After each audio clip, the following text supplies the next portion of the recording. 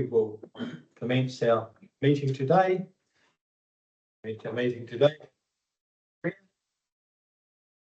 Father, we come to you today asking for your guidance, wisdom and support as we begin this meeting.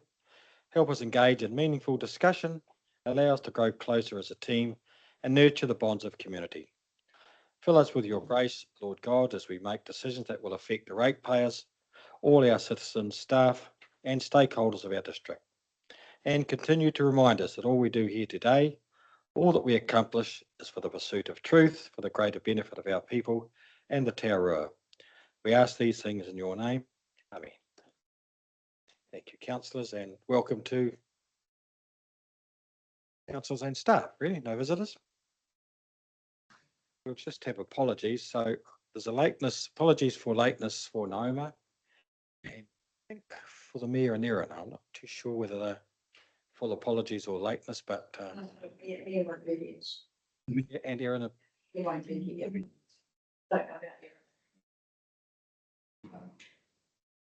see where Naoma and Erin are go then. So if we could have a second for those sort of apologies. Sharon and Kerry, all in favour? Aye.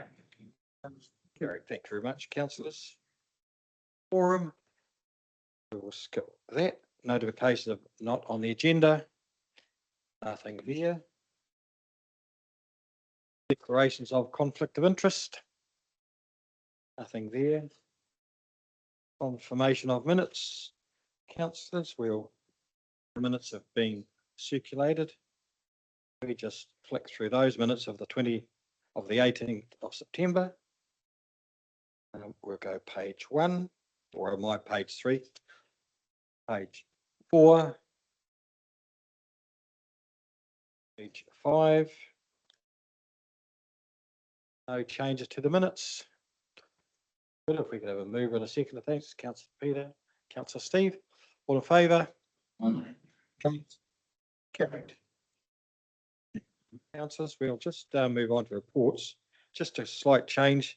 Our Mr. Wimsett has got his climate change report just for a little bit of illness reasons, and Peter does need to do something. We're going to just skip the order and bring Peter's climate change report ahead.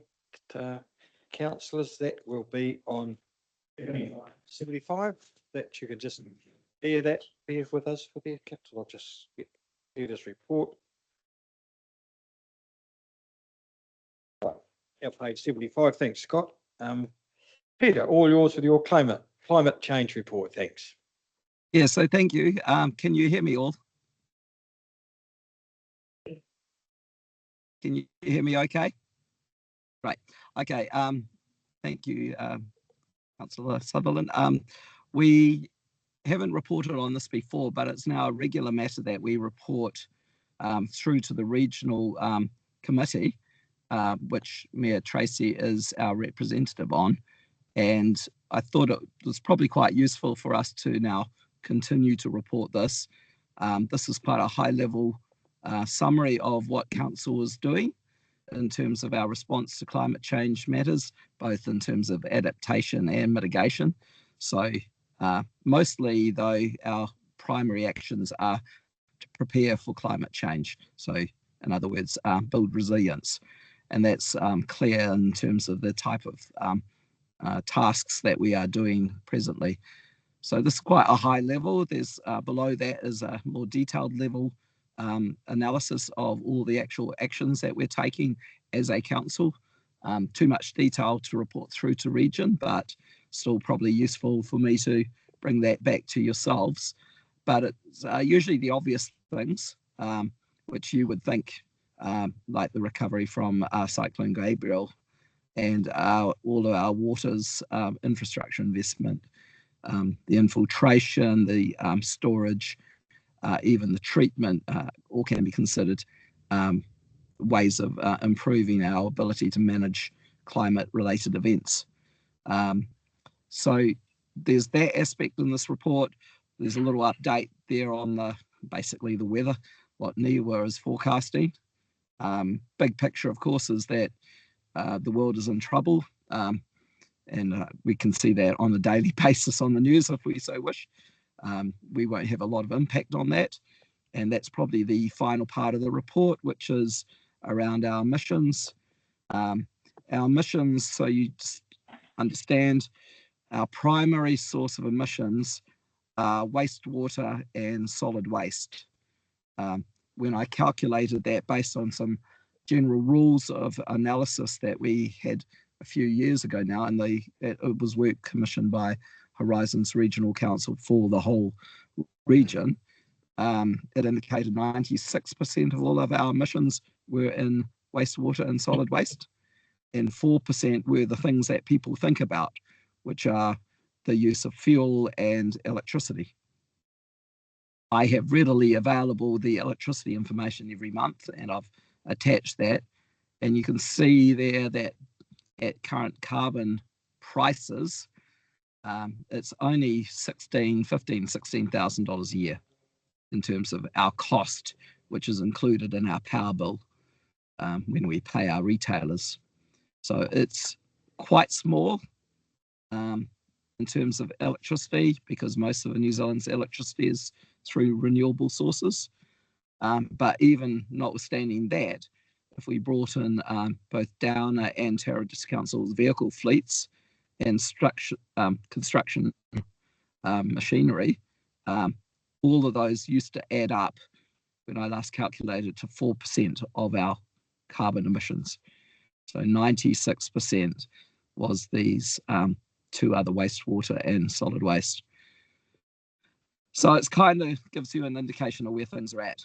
I am planning to get those regional numbers updated, and we've gone back to region to see if that's possible, so that we can get another litmus test.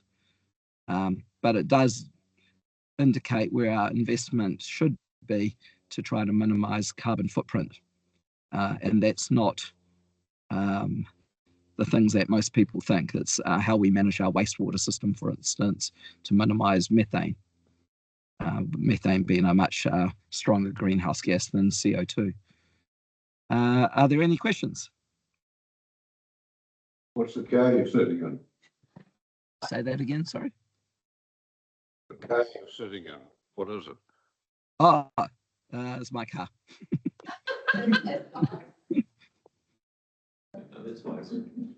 Something out. CO2. Oh, it's got an electric. It does have an electric motor in it. It's not a full electric though. Thanks very much, Peter. I just noticed your progress report at the back of your report, which is quite helpful. Just going forward, that's something that we can see as a committee as you go forward. And I think you did indicate to us at some stage you might give us an itemised list of what all the things you're doing to get in behind this at some stage, maybe of interest to councillors. So, councillors, any? Sorry, Councillor Mike. Sorry. Through you, Chair. Yep. Afternoon, Peter. Thank you for that. Peter, the figures that you're working out with this climate change, are these established through modelling or through accurate record keeping? So the electricity through the chair, yep, is actual, but the others are models. That's why I think they need to be refreshed, because the research and understanding of those things change as they improve their models. So I take it with a grain of salt. So you're correct. Right. So what's the margin of error with this modelling? I don't know. It's a very good question. Say it's out by a whole factor, so it's 100% out. That would mean that, say it's half what we were advised. So that would mean that 96% proportionally would drop back down quite significantly. So it would just mean that maybe the fuel is more important than perhaps it was. Thank you. Thank you, Peter. Any other questions, councillors? Looks like the councillors are happy today, Peter. If there's nothing else from yourself, we know you need to move on quickly. So should we leave that? You're happy with everything, Peter? Yeah, thank you. Yeah, and Thanks. obviously, if there are any questions, councillors can ask me directly by email. Thanks very much, Peter, and Okay. Look after yourself. Thank you. Thank you. Bye. Councillor, if we could have a move and a seconder for Peter's recommendation. Councillor Sharon, Councillor Peter, all in favour? Thanks, carried. Thanks very much. We'll back to the agenda. So we've got page 7, infrastructure management report, which is in your hands, Hamish. Thank you. Thank you, Chief Gary. So today we've got Andrew sitting in for Dan, who's unavailable today, unfortunately. So he'll take us through the roading stuff. We've got Chris and Marcus here to talk about Three Waters, and Joe is unfortunately unavailable, so I'll be fielding any questions on the solid waste side of things, but we'll start with the roading if that's all right. Andrew. Afternoon, Andrew, all yours. Thanks, Chief Gary. So I'll take the report as read. Yeah, as Hamish mentioned, I'm sitting in for Dan, who usually presents the front end of the report, but just quickly covering it off. Obviously, the Manawatu Taurua Highway toll proposal is front and centre of everyone's minds right now, for which we're working in the background, providing data and statistics and bits and pieces to, I suppose, provide for council's response, as well as a few of us working in our own personal capacity as well to do a bit of stuff as well, which is, yeah, that's happening. I think we talked about it last time. We've got the 10-year Taurua Alliance anniversary coming up. Well, it's now upon us.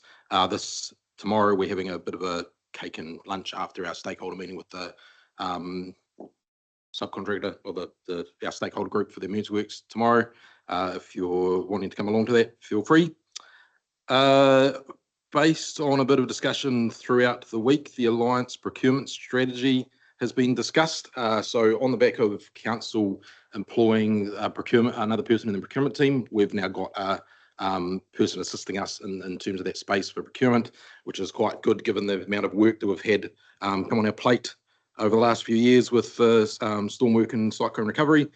Probably just a quick synopsis of it is that we're moving to a more formal approach to procurement in terms of how we're bringing on subcontractors. There has been a bit of a back and forth between certain contractors who are not used to that space.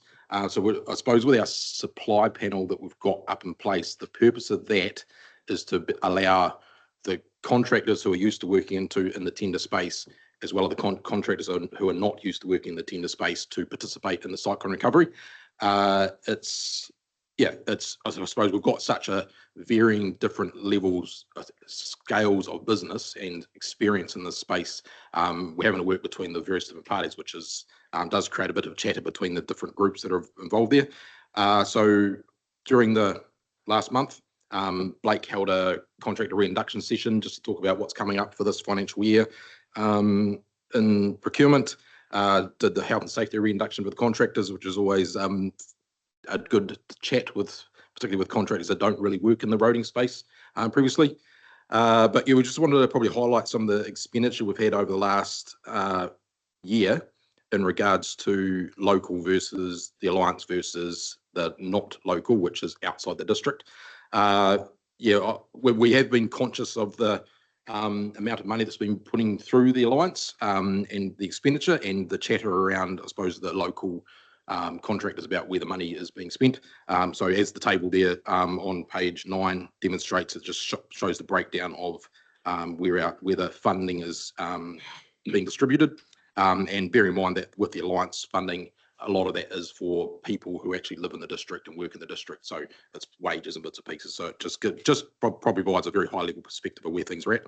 One thing you'll note in the May and June figures, there is a spike in the non-local procurement, and that's due to the procurement of the bridge beams for Rakaitai Bridge, as well as the EcoReef modules for the Wakawahine River Road site, which is being delivered by the modules for the River Road site is being procured from a Wairarapa-based contractor, and the bridge beams are through a Hawke's Bay contractor.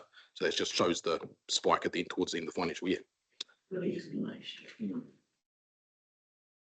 So moving on to page 10, following the announcement of the NLTP budgets, we've been working to update the AMP to. You're on the roll. You want questions at the end?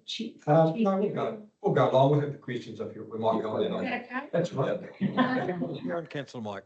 And councillor Scott. Thanks, Chair Kerry. Thank you very much for that explanation on the graph, Andrew, because yeah, there is a bit of heat out there around, 5 guys from Wanganui versus blah, blah, blah. But I have a question, if I can just get back, just above that graph. Come here. You've talked about the work tapering off after the season, and that you've obviously been you're having discussions with them.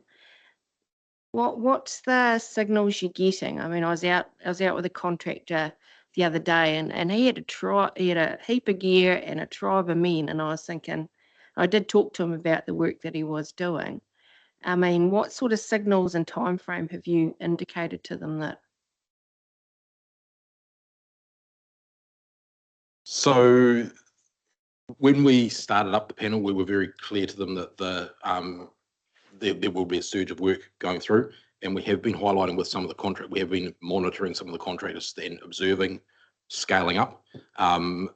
This financial year, we've got an expenditure forecast in the emergency workspace of $23 million, I believe it is now, of which probably 90% of that will be external.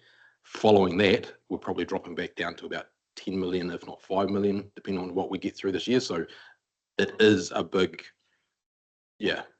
And with the external market, with the economy the way it is, there's not that much more to go to. We did find through this winter period, the contractors that had upscaled started getting a bit nervous, and I mean that's alongside our operator as well. We started to find that through the winter it is a hard time to get through.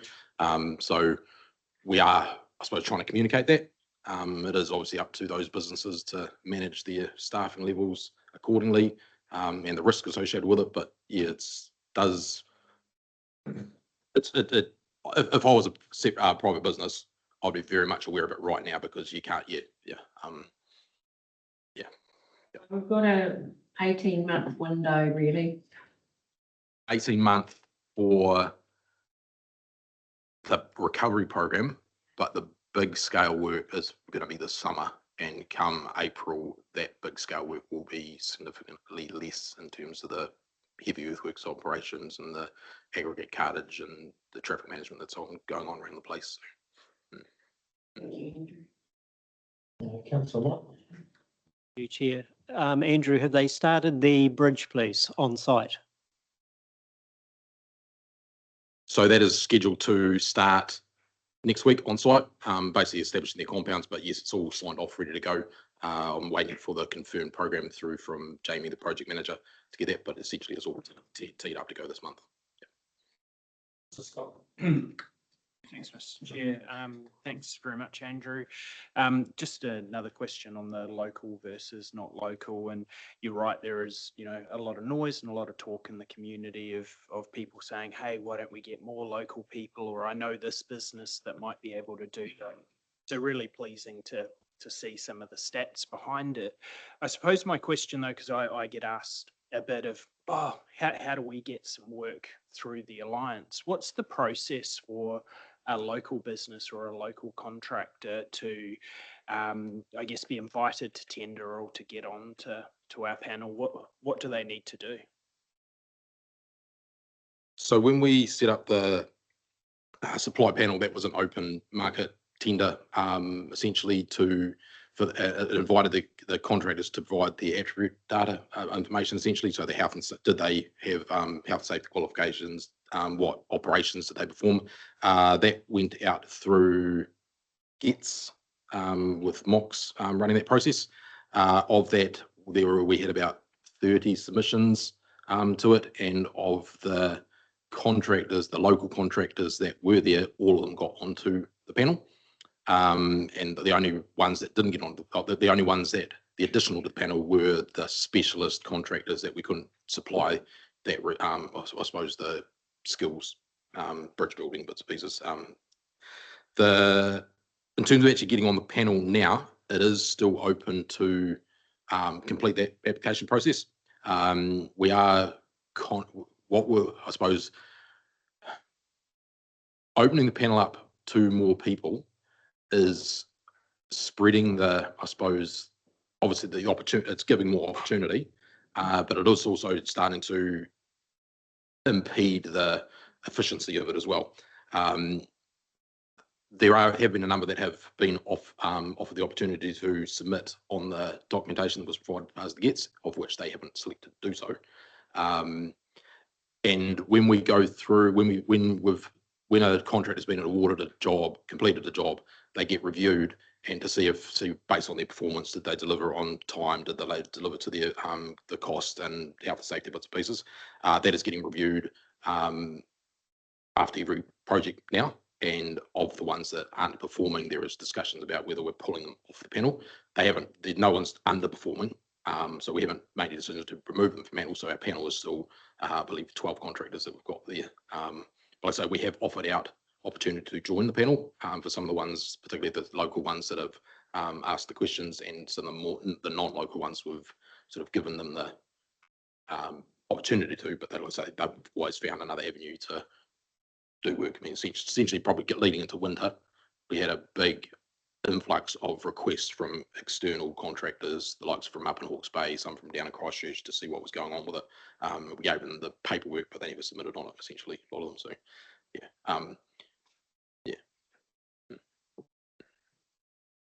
Thanks, Scott. Andrew, that's really good information for councillors, because this is a matter that's discussed out on the streets quite regularly. But it's really interesting to see for the past year that, we've spent nearly $20 million has gone locally, with significantly lower figures outside the district. And I'm sure some of the money spent outside the district will be for skills or machinery that we can't source locally. That would be probably correct, Andrew? Material, particularly the last 2 months, was materials. So that is quite helpful for us to have these discussions, which, as it gets tighter, those discussions are getting a bit more regular. And so I guess that the panel has popped up a few times out in the street. So interesting. So thanks so much for that. Yeah. So I'll let you carry on. Yeah, so moving into the transport overview, as I said earlier, we've been working to update the transport AMP in regards to the budgets and change in government policy statement for transport. That is literally, I think I finished that last week. And so I'm just getting the final proof done now so we can actually formalise it and publish it.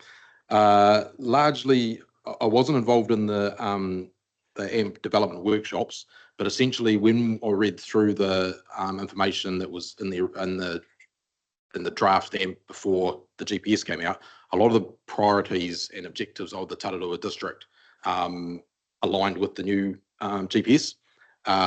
Things like resilience of road networks and bits and pieces. Obviously, there's been, as discussed last meeting, there were some big changes in certain aspects of the footpath and cycling side of things, and the biggest one is the low cost, low risk project. So I've sort of we've used the template that was there, the information that was developed through the workshop, and we've made some notes against where the changes were. So it is largely what was workshopped and worked through, with the problem statements and benefit statements remaining the same, with just some commentary about the changes based on the changes in the budgets.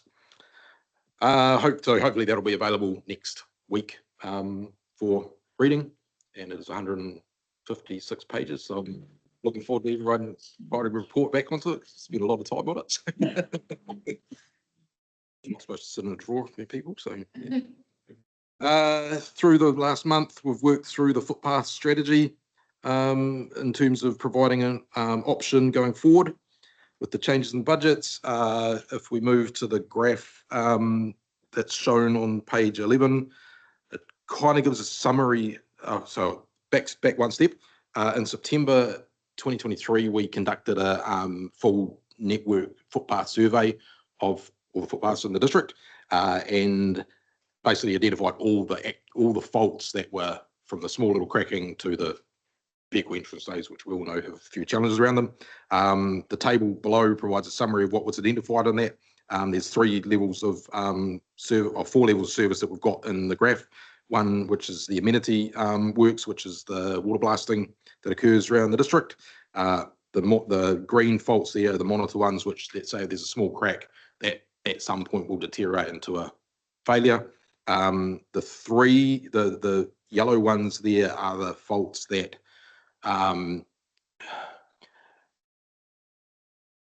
the footpath's in a usable condition, but it's not a great usable condition.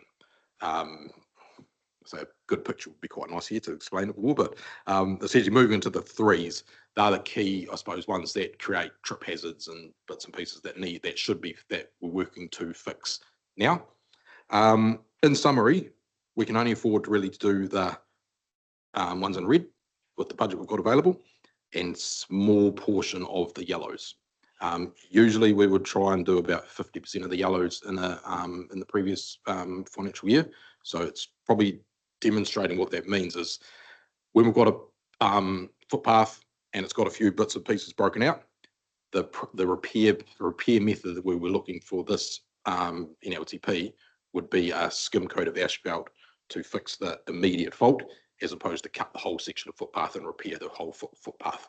So it is going to have a noticeable effect on the network condition over time, and it probably will raise a few things in the public discussion when we get due to a lot of our CRMs come from footpaths in the urban space. There is a table in the back end in the appendix which provides a breakdown of where those numbers come from. But if you have any questions around that, feel free to jump in. Right, just do the footpaths now. Andrew, just go. All right. Councillor Scotland, Peter. So, Councillor Shannon. Okay. Thanks, Chair Kerry. I note there that you're being very brave and want to discuss the Main Street water blasting at the Dannyburg Community Board meeting next Monday. Yeah, recommended the last ICM meeting. So, given that I'll be attending that one, are you telling them that there won't be any cleaning of any kind? I mean, there's a reference in here about how much that costs per year. What's the expectation that you'd like to walk away from that meeting with about? So as part of the forecasting expenditure, we currently are doing 4 water blasts a year. We are committed to that for this financial year because of the contract basis. What I'll be presenting to the community board is how much can we scale that back by, essentially. So I'm picking 2 a year, but I'll put it to them because essentially it's either do the water blasting or fix some footpaths, and it's a no-win situation for both, essentially. But yeah, I suppose we'll put it out there and see what the conversation's about. The end of the day, I suppose, from my perspective, is the water blasting, like, as I've stated, it's an amenity item. Yes, it's nice to have nice looking footpaths and clean footpaths. If we don't fix the faults that we've got out there, they're going to deteriorate and turn into higher cost faults. So yeah, and in part, the reason we didn't get we got knocked back on our footpath funding this year is because particularly around the vehicle entranceways, NZTA see them as part of the footpath, not a vehicle crossing. So it's been a bit of a, I suppose the timing that all happened with the change of government was a bit of a bugger, really. All of these. Yes, yeah. Councillor Scott, and then Peter. Thanks, Mr. Chair. Yeah, and thanks for the update so we can see a bit more of a picture as to what that looks like. I was going to ask a little bit about the risks to the reduction of level of service to the network, and you've sort of already alluded to that part. Is there any way, I've got a couple of questions with your permission, Chair Carey, but with the risks to the network, is there any way we can sort of quantify if we are scaling back our level of service, if we're not able to get to those orange ones, how much of a false economy that may end up being with further deterioration? I suppose footpath deterioration rates are a bit complicated to forecast. Roading is straightforward because you get rapid deterioration based on traffic movements, but given footpaths are well, they're pedestrians, well, and you don't get the damage associated with it. You do around the vehicle entranceways, obviously. And I suppose we are planning to target some of the expenditure at the vehicle entranceways actually to allow us to put a good submission for next time. Yeah, so footpath deterioration comes down to things like tree roots, ground movement, bits and pieces. If you get a I suppose a wet winter followed by a drought, you'll get clay settlement and bits and pieces, and that's when you get the footpath uplift on concrete footpaths. So I suppose the only way really we can look at that is make some assumptions on the deterioration rates. We will see of the funding. I do believe we will be able to maintain and eliminate the safety hazards, which on basic repairs, but it's basically dressing them essentially. It's not fixing them. So on that basis, we could assume that make some percentage assumptions essentially, and that risk carrying forward, because the footpath network will deteriorate because we're not doing the full repairs. Because normally when you do full-blown repair, you'll cut out a whole section of footpath and treat the 4 faults and the 3 faults at the same time in a block, and it's like a 10-meter block, whereas we're literally just looking at probably a meter by half a meter strip that's failed. I can do that over the next month to see what's there. Like some of the bigger cities will probably have a bit of, or bigger urban areas will have a bit of information about how to forecast the deterioration. But yeah. Yeah, look, thanks for that, because I think many in our community see footpaths as being, absolutely core, and, it comes up in our satisfaction surveys already as something that people are concerned about. So I suppose just two quick questions that are linked, and it might actually be through you, Mr. Chair, to Hamish. I'm not quite sure where to direct this to, but more from a council perspective of, do we have any plans for a start on how we're going to communicate this reduction of levels of service through to the community? I know we've talked about it really openly in our meetings, but my personal opinion, I think we need to have a really strong conversation with the community so they understand the reasons why and understand what that deterioration may look like. And then also just on those numbers that Andrew was talking about, we may need to have a wider discussion when we come to our annual plan process, if it does become a false economy. But that communication piece is quite important to me, so I just would appreciate some comments on that. Michael, do you want to ask questions before?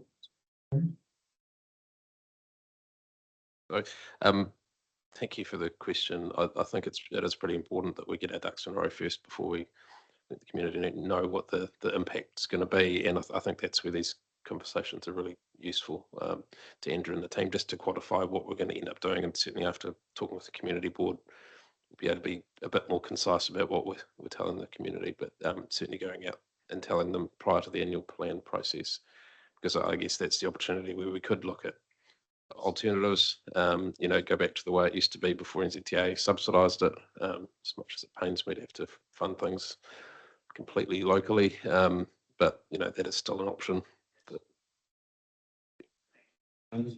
Councillor Peter and then Councillor Mike. Thanks, Chair, Jerry. Andrew, just looking at Dannyburg situation, is that largely because most of Dannyburg's is asphalt footpaths as opposed to concrete? And that's the case throughout the district. That's the asphalt ones that need most of the maintenance. Asphalt and a wider.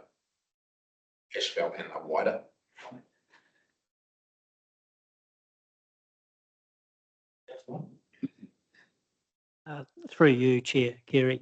Just Andrew, while you're talking about the Dannyburg Community Board, could I just get you to at some stage address the Ekatahuna Community Board on roughly the same concerns, funding, and just particularly Newman Road footpaths at some stage? Thank you.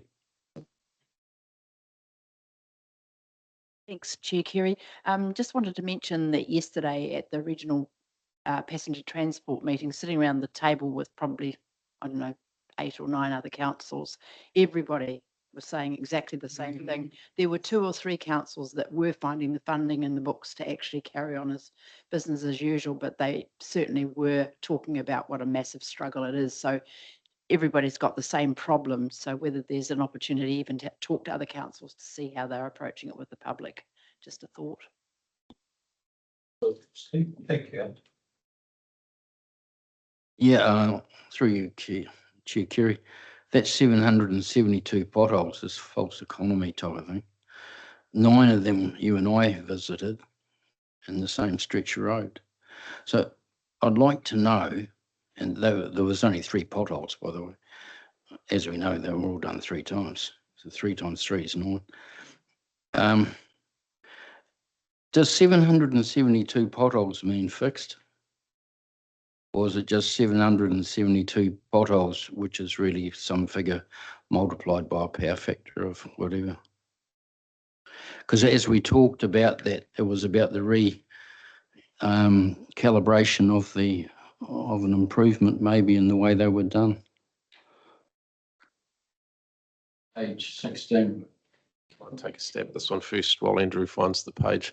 So a pothole repair is generally never a permanent fix to a solution. It's a patch for a wider problem. So the expectation that a pothole repair will ever fix anything is a false economy, I suppose, as well, because Yeah, that's right. yeah. So we're much better off, I suppose, in some ways to fix the cause of the problem than continuing going back and repairing, filling in a hole that will come back. Supplementary. Yeah, I appreciate the position you guys are in. And I know we haven't, and that's probably the question that's around the table, I think, is the amount of money we have that we can and the percentage that we used to get, right? Because the people, we're the pothole, we're pothole heaven. And it's not anyone's fault because it's the time we live in. As we had that in that discussion, the trucks weren't as heavy, the volumes weren't as heavy, the bypass wasn't used on that road before then, and so on. And that's probably the comms bit of paper that we need to get through. Because I had I call them clients, but they're ratepayers. The other day they'd done that much, and there's a little bit on each side of this crossing, and they didn't do it. And I didn't get into it because it's operational. But it does beg to you kind of sit there being well, I think we're intelligent people around this room, asking the question, why, you know? So I suppose the pothole repairs that have been the 772 that are listed there, when we get through the winter period, obviously there's a spike in it. And what we've been working over the last, I suppose, few months and well, probably since the Cyclone Gabriel side of things and the weather we've had through, is we're trying to get to these potholes a lot earlier, while they're small, before they get to the big patches that we saw on site the other day.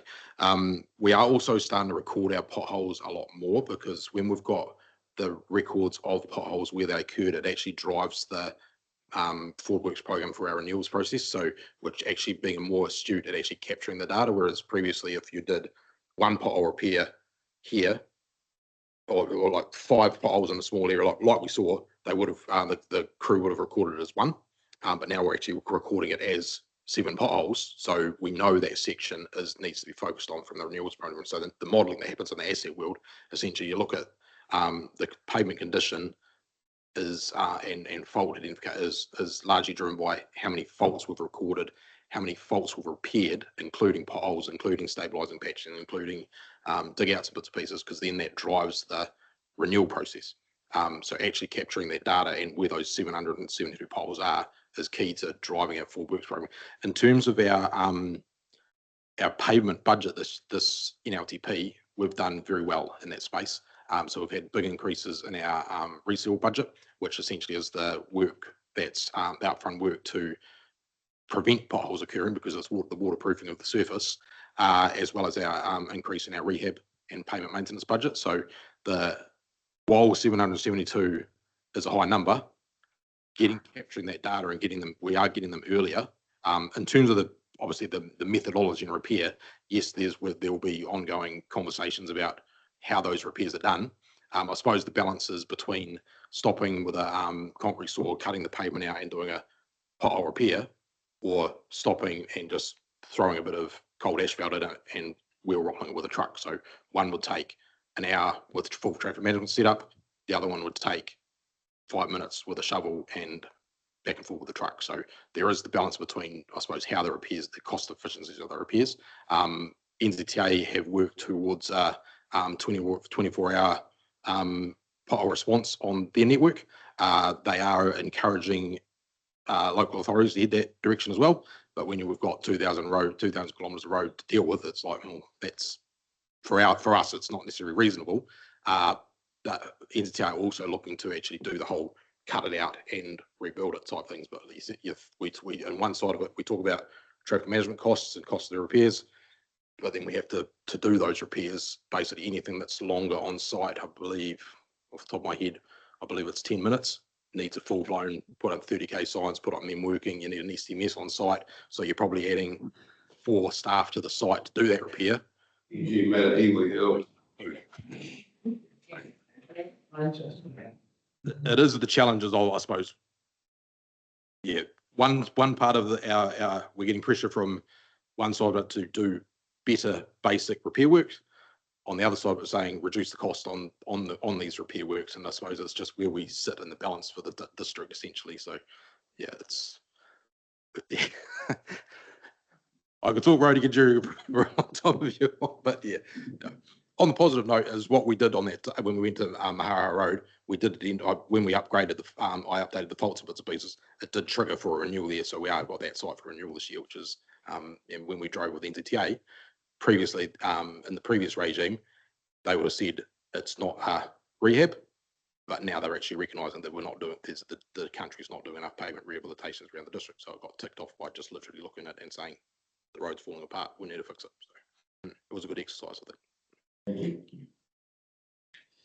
Andrew, always shudder when we put footpaths in these reports. They feature very strongly in our survey, our ratepayer survey, don't they? And they almost start every conversation with a ratepayer. Well, not recently, because there's been a couple of other things, but mostly that. Well, I don't know, Councillor Ali mentioned it, but certainly they've been really strong in the press nationwide, haven't they, with the footpaths. But thanks for your very detailed explanation, Andrew. Carry on. So yeah, moving through a bit further, our reseal planning is well underway with the chatter around the office this morning that we're looking to start some reseals in early November. We are a bit monitoring the weather to make sure that the thing's going to stick, because we need warm weather and not rain. And every second day we're getting rain, so we're very conscious of the fact that they need to do it at the right time. Obviously our rehabs, we've got that confirmed now, so we're just working through the design of them right now, and we expect those sites to really commence after Christmas. There will be likely a bit of drainage work and a bit of shoulder clearing to enable it, and we're looking to start on the Munga Road site because that's the one in the worst condition. What else? Oh yeah, so the August storm events on page 18. So we've flagged 2 storm events, or high intensity rain events that came through in August. One being the first of on the 1st, which affected that part of the district, and then obviously the Paeatua flooding, which we had a bit of damage to some bridges and bits and pieces. That is currently being assessed by NZTA, our investment advisor right now.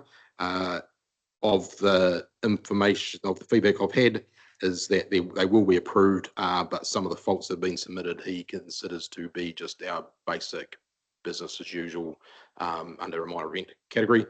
So off the top of my head, I believe it's about a $2 million value of application for that one as well, which essentially is, there's 3 sites that are relatively chunky ones, of which one was the bridge that got dislodged down in South Paeatua.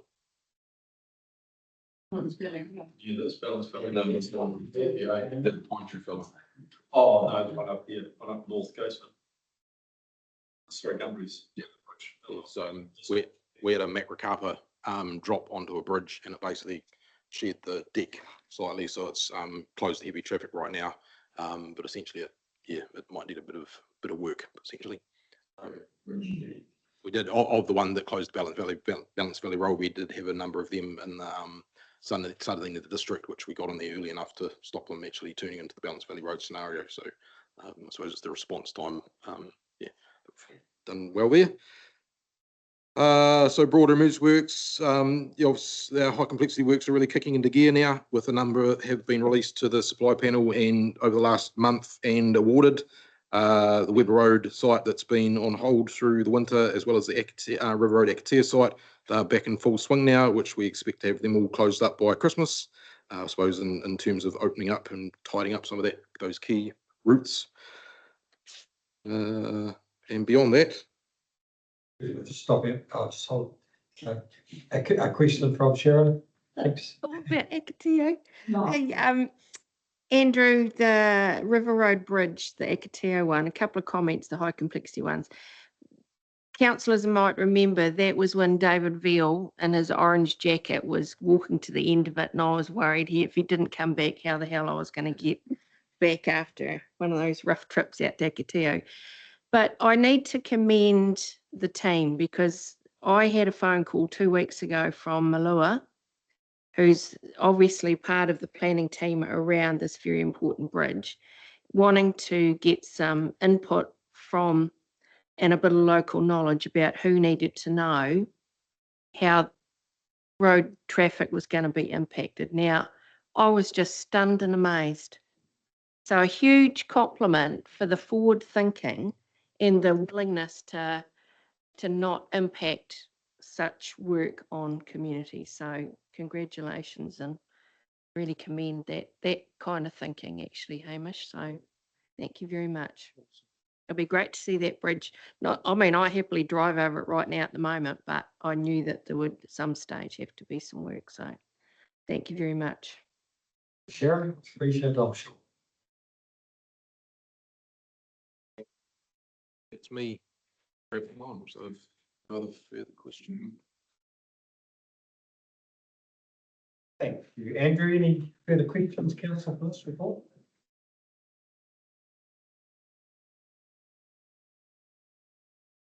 Any comment, James? Oh, thanks for that brief detail. Just before you go in, please. Kerry, page 21, there's a photo of some plastic sheeting going down on a road. Is Matamara Ormondville Road. Is that the new way these days? Is to put down an impervious layer of plastic before sealing? It's actually the wrong type, isn't it? Yeah. I'll just query that. I think I updated these photos, tidied it up from what Blake had put together. That is actually Weber Road, the site. Look, hang on. I'm going to mention it. But yes, essentially that's a geo fabric that goes down, and it's basically a separation layer between the aggregate and the clay material underneath. So what happens if it provides strength to the road, because it stops the aggregate punching into the clay when it gets soft, and then stops the clay rising through it if it starts getting wet. And I suppose there's arguments either side of it, whether just dig out the soft stuff and put more metal in, which historically that's what I used to do. But yeah, it's supposed to basically save probably about 150 mil of aggregate going onto it, just by keeping it separated. It does provide longevity on that. So we are starting to, it's about $1.50 a square metre. So comparative to aggregate, when you're laying in that much more metal, it's a very cheap option and does actually provide that additional strength layer. So I know when they did Biwaka Kotahi did McLean Street a year or so ago, they put that down before they resealed, just over the top of the existing seal. I suppose there's a whole variety of different geotextile and membranes that are there. Some of it's for strengthening asphalt, and I suspect that potentially is what they've used. There is fabrics that go in within seal to help the seal stay down. Yeah, they are some, as you, I suppose, the different treatments, they do go up in price essentially accordingly to what their purposes are. Obviously the asphalt stuff we don't do much asphalt at all, so we tend to, we tend to go back to the probably tried and true ones, which is the geo fabric that we use has been around for probably 15 years type thing, and yeah, it does work when you've got some soft subgrades. Just a slight addition, thanks, Kerry. That's what they put down the dog park before they put the lime on track. And I see that's all laid now. So I understand the Alliance helped with that. So thank you. Councillors, thank you very much, Andrew, for your part of the report. We'll just carry on with your I think Chris and Marcus, I think you're on the stage. Thanks. Welcome this afternoon. Thank you. Thanks for your time. So we're still under the management report, Roger. Item 4.3 waters. All yours, Marcus. And Chris.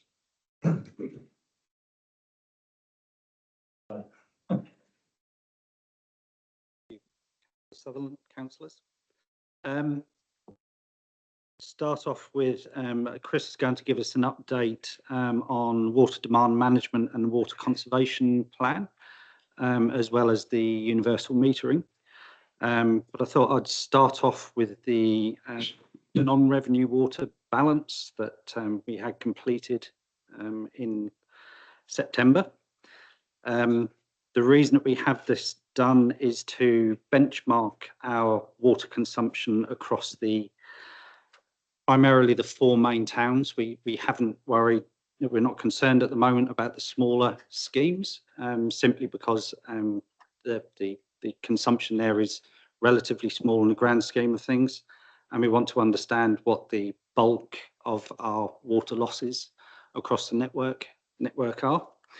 And the summary that came back pretty much confirmed previous investigations that we've done that our water losses are pretty large. I have to stress that the water balance is not 100% perfect because our data is not complete, as in we need more demand management areas where we monitor the water going into respective areas, and also things like backwash water in the water treatment plants is also included in the demand numbers, because that's one of the things that we need to start measuring as part of our bench losses. So the information that we have from it, we used to report it in percent, but we don't report that in percent anymore because that is very misleading when it comes to our how we understand what the losses are. So we do it on a specific performance indicator. So for the four main towns, we have a summary that in Dannevirke, so to put it in context, an ILI, or the performance indicator, of anything greater than 3 is considered to be high losses. And we'll see that in Dannevirke, we have an ILI of 10.26, which is very high. So putting that in context, we put 1.5 million cubic meters of water into the distribution network, or from the treatment plant, should I say, of which 631,000 cubic meters of that is considered as a loss, hence giving us an ILI of 10.26. In Pahiatua, we have an ILI of 9, with 475,000 cubic meters put into the distribution network, of which nearly 200,000 cubic meters of that is considered as a loss. Woodville, 428,000 cubic meters, and 221,000 of that is considered a loss, giving us an ILI rating of 8. And Eketahuna, which looks a lot better, 115,000 cubic meters, of which 45,000 cubic meters are considered a loss. One of the interesting things that we would like to investigate more further is if you look at Pahiatua and Woodville and compare the two with the total demand there, 475,000 cubic metres for Pahiatua and 428 for Woodville, then you look at the population of those two towns, then there is a significant mismatch somewhere. So that is one that we would really like to concentrate hard on in trying to understand that. Extraordinary users. Yeah. Yeah. So we don't really have part to handle. Could well, a question at this stage, just on that? Or upwards? Well, just, do you want to just finish this bit? I thought maybe rather than just be specific about Woodville for a minute, do you think we just finish this chart, Peter, Marcus? And then. Yeah, so and annual losses is it's a great thing for us to have because it means that we have a benchmark to be able to look at all of our other strategies which we have going, which Chris is going to talk about, the water demand strategy, conservation plan, the universal metering, all of those kind of things. We've got a great benchmark to be able to start with, and then we are able to measure that once we get into those programs, and then we see how much we can reduce our losses by. If you, Councillor Peter, have you got a question just about? I can wait till that. Oh, thanks. Sorry. Just, Marcus, just while you're on this, just very quickly, just so for myself, just on the chart, I just wondered, just what is, just L/service connection per day, and I was just wondering what those columns 3, 4, 5 meant. If you just explain to me, I'll just. So technically, it's exactly the same as the current annual real losses, which is the total volume which has been lost in the network. They're just two different ways of portraying it. So that's essentially for Dannevirke, for instance, it's saying there's losses of 587 litres per service connection Per day. So it just puts it in context. So you might have a very large number annually. Whereas in other people's minds, you look at 587 litres per connection per day. Thanks for that. Do you want a question now? I think Councillor Scott and I just, okay. Thanks, Mr. Chair. Yeah, well, while we're looking at these numbers, I suppose the bright side of this for Wellington is it makes some of their numbers look good. They are pretty scary. Totally get that we're going to have a look at some of the interventions, but obviously this is some scary statistics. We have been talking for quite a long time about installing bulk flow meters to be looking at some of our potential losses. Just wondering when they may be going in. We've been talking, I think, right from the induction of when I first came on to council, but some of this stuff is pretty crucial with the amount of water that's being lost. And and I note, Marcus, and completely appreciate you saying that we don't have the full picture here and we're working really hard to gain it, but that is one quite important piece of the puzzle. So just wondering if there was any info. Yes, thank you for that. We do have DMAs in place. We just need to get a lot more DMAs. So for Dannevirke, for instance, we monitor Alps, the catchment Cowper roadway, also Aerodrome Road, places like that. Interestingly, and we have installed some more. So we have one more in Woodville, which we're trying to measure the catchment out to the western side. We just need to get that telemetry all set for that one. And we also have one for Riverdale Road, which is another rural catchment out the back of Dannevirke. Ironically, the losses there are not massive. So for instance, our Aerodrome Road, it varies anything between 70 cubic metres and 140 cubic metres a day. Riverdale is somewhere in the region of about 90 to 100 cubic metres per day. And Cowper Road is around about 140 to 180 cubic metres per day. But some of the other stuff that we do water balances as well. So we have losses between the treatment plants and the reservoirs. So not everything is disappearing post-reservoir. So for Danivert, for instance, usage is relatively high between the 2 points. Around about 8% of our water is disappearing before it even gets to the reservoir. So there's a lot of investigation work for us to do. And of course, we mentioned just 100 cubic meters there and 140 cubic meters here. But you start adding those all up, they start adding up to big numbers. So, yeah. Splurge. That is exactly what we need to be looking at. There's a whole ranch of things that hinges on this information. So if we're replacing or putting a new reservoir in at Danivert and new reservoirs in at Woodville, we want to size those correctly. And if we have these big losses, we could put, and then we reduce these losses in years to come, we could end up with huge reservoirs that we don't need. So there's a lot of work to be done in the meantime to be able to just make sense of all of this and to make the right infrastructure improvements. Just get Councillor Peter before. Thank you. Thanks, Chair Kerry. Yeah, thanks, Marcus and Chris. The one thing I was going to comment on, it's actually, I was looking for the maps on page 64. There are maps of the 4 towns. I know this is not your report, but but if you look at Woodville, it doesn't show connections, you know, where the roundabout is on the new roundabout for the new road. Doesn't show any water going past that point, either on Troop Road, Waipuna Farm, which is the farm that the new road's on. That's all on town water. And along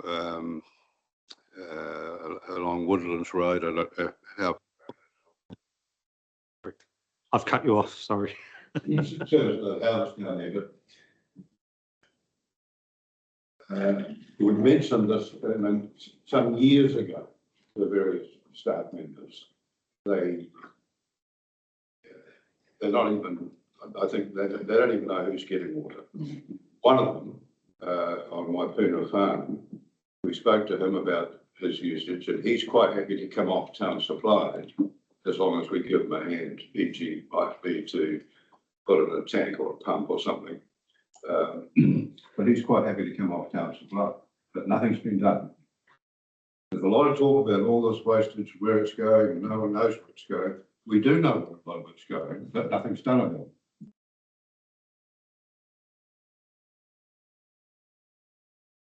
Change, Peter. Hope so. Councillor Mike and Councillor. You, Chair. Marcus, my apologies. I didn't hear what you said before. Water that was being lost before the reservoir. Did I hear correct? Correct, yes. So we know that there are a number of connections between the treatment plants and the reservoir. So that's the transmission main. That's what transports the water from the treatment process to the service reservoir, then it goes to town. So in between that point, there are connections which have been agreed to in the past. We don't know what those historical records are. The assumption is that we are putting a pipe through your land and we'll give you some water. Which reservoir are we talking about, Dave? I mean, Not the intake. Not the intake. No. Not the intake, with yes. So we have connections on the raw water, which goes from the intake to the treatment plant, but there are connections between the treatment plant and the reservoirs. is the reservoir different to the impound supply? Yes. Oh, so the Adelaide Road reservoir. Yes. So generally you talk them, you normally talk about it as raw water storage or treatment, which makes a little bit more sense. Not a big distance, though. Well, it's 2.5 kilometres between Danivert water treatment plant and reservoir 2, or the treated reservoir. Yeah, thank you, Chair Cherry. Yeah, this has got echoes of the past. I cannot believe that we, and this is no reflection on you two guys, that we don't have any records of anything. So I'm following up from what Peter said, because in the minutes of our last meeting, it says a time frame, and we pass these as a true and correct record. But I must admit, I missed it. A true, and it said a time frame and end date was requested for this. Now I remember the CE standing up, and we didn't get the date. So we're still in this spiral of, or with this time frame. So that's the first part. The second thing, there must be, and there must be, otherwise people are doing things that never wrote anything down, even before computers. There must be records. I cannot believe that there aren't. So that gives us that. And you've got data now coming forward. And going back to the raw, now this is the last part of it, the raw water thing. Originally, that was one farm, and correct me if I'm wrong, a farmer was allowed one tap and one trough. This is between the raw and the treatment plant. That now one of those 4 farms has become one mega farm, and nobody knows where, what, and how. So that's one instance, and then go down the downside of the treatment plant, right? 3 years on our induction, going back to what Councillor Scott was saying, there was movements afoot then, but we're still sitting at ground zero, and we're heading into summer. So yeah, I don't envy your job. But I am hunting for that date.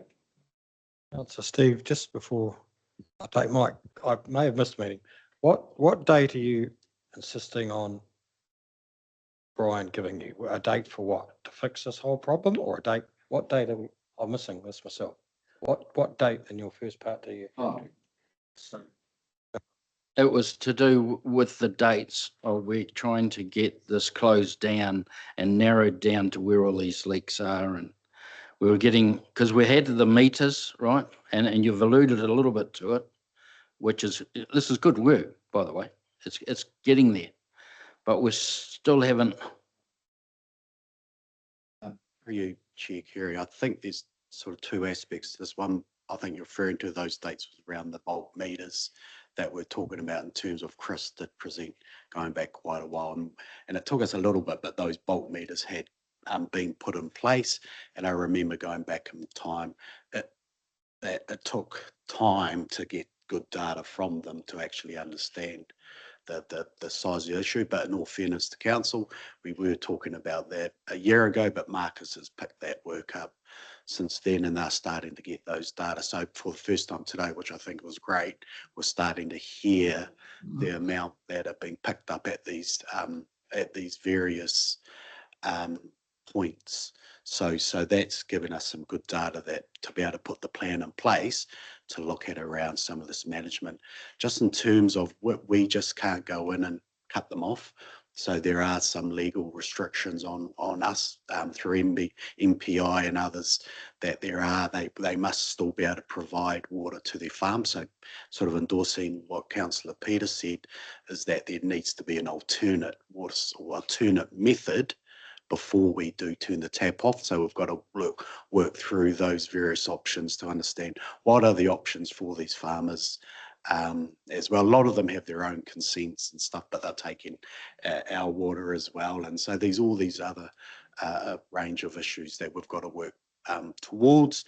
But I'm starting to see a bit of light at the end of this tunnel now with Marcus and Chris sort of working on this project, and you'll start getting a bit more planning and numbers and data and a plan in place on how we tackle it. It's not simple. It's not quite as simple as just putting in some tanks. Yeah, we've got to get those grams. 1 or 2 might be. Some might push back and say, no, you agreed on this, we're not moving. So there's legal aspects of this as well. So there is a fair bit of work, but what I'm feeling really more comfortable about now is you're starting to hear the progress that we're making.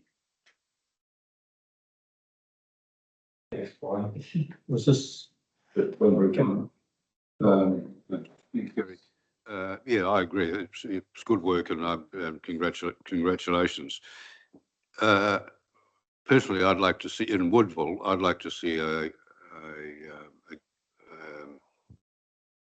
cutout or gauge at that Bakerstown end, you know, where Bakerstown is, to see what goes beyond Bakerstown. I think there's a substantial amount of water goes down there. That's probably not even measured.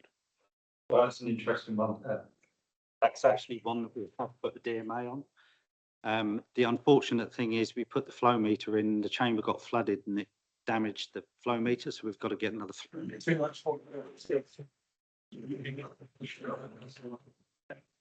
So yes, I'm very curious to see what goes up Woodlands and all out the back there. Yeah, absolutely. And that one is a risk area as well, because some of the pipes go through ditches, so you never pick up where you get a leak, or it's difficult to pick up where you get a leak. So that's hence the reason we have put one in there. Let's go Councillor Mike, Councillor Ellie, and I'll just ask Steve at the finish. For you, Kerry. Not a question, just a statement that the more information that we can get, it helps us later on for our decision making of where we're going to prioritise spending on dams and reservoirs and that sort of thing. Yep. Okay. Thank you. Thanks, Chair Kerry. Yeah, well, everybody that's sat on council with me as long as I've been here knows I've been banging on about this since I did the analysis of the extraordinary water lines in 2021. And in Woodville alone, there's 114 people on, that's back at that date, on the extraordinary water lines. So it's quite a lot of properties out of a town the size of Woodville. So you can see that challenge, but seeing this data now starting to come together, got me quite excited actually, because I have been struggling to get that information to find out, and I've got that whole breakdown of the entire district here. So, and that's why there's such a big difference, I think, between Pahiatua and Woodville, is because we've only got a handful, if half a dozen, on the extraordinary water use in Pahiatua, the lowest I think across the district. So. Does that sort of answer your question, Steve, the timing there? Is that? Well, I'm just reading what the minutes there, the time frame and end date was requested for this. That was in the minutes. And so, is there a time frame and an end date? That's the. If you look in your minutes, you'll see the question.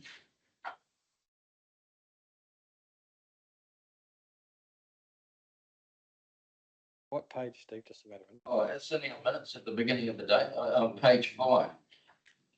Because this is.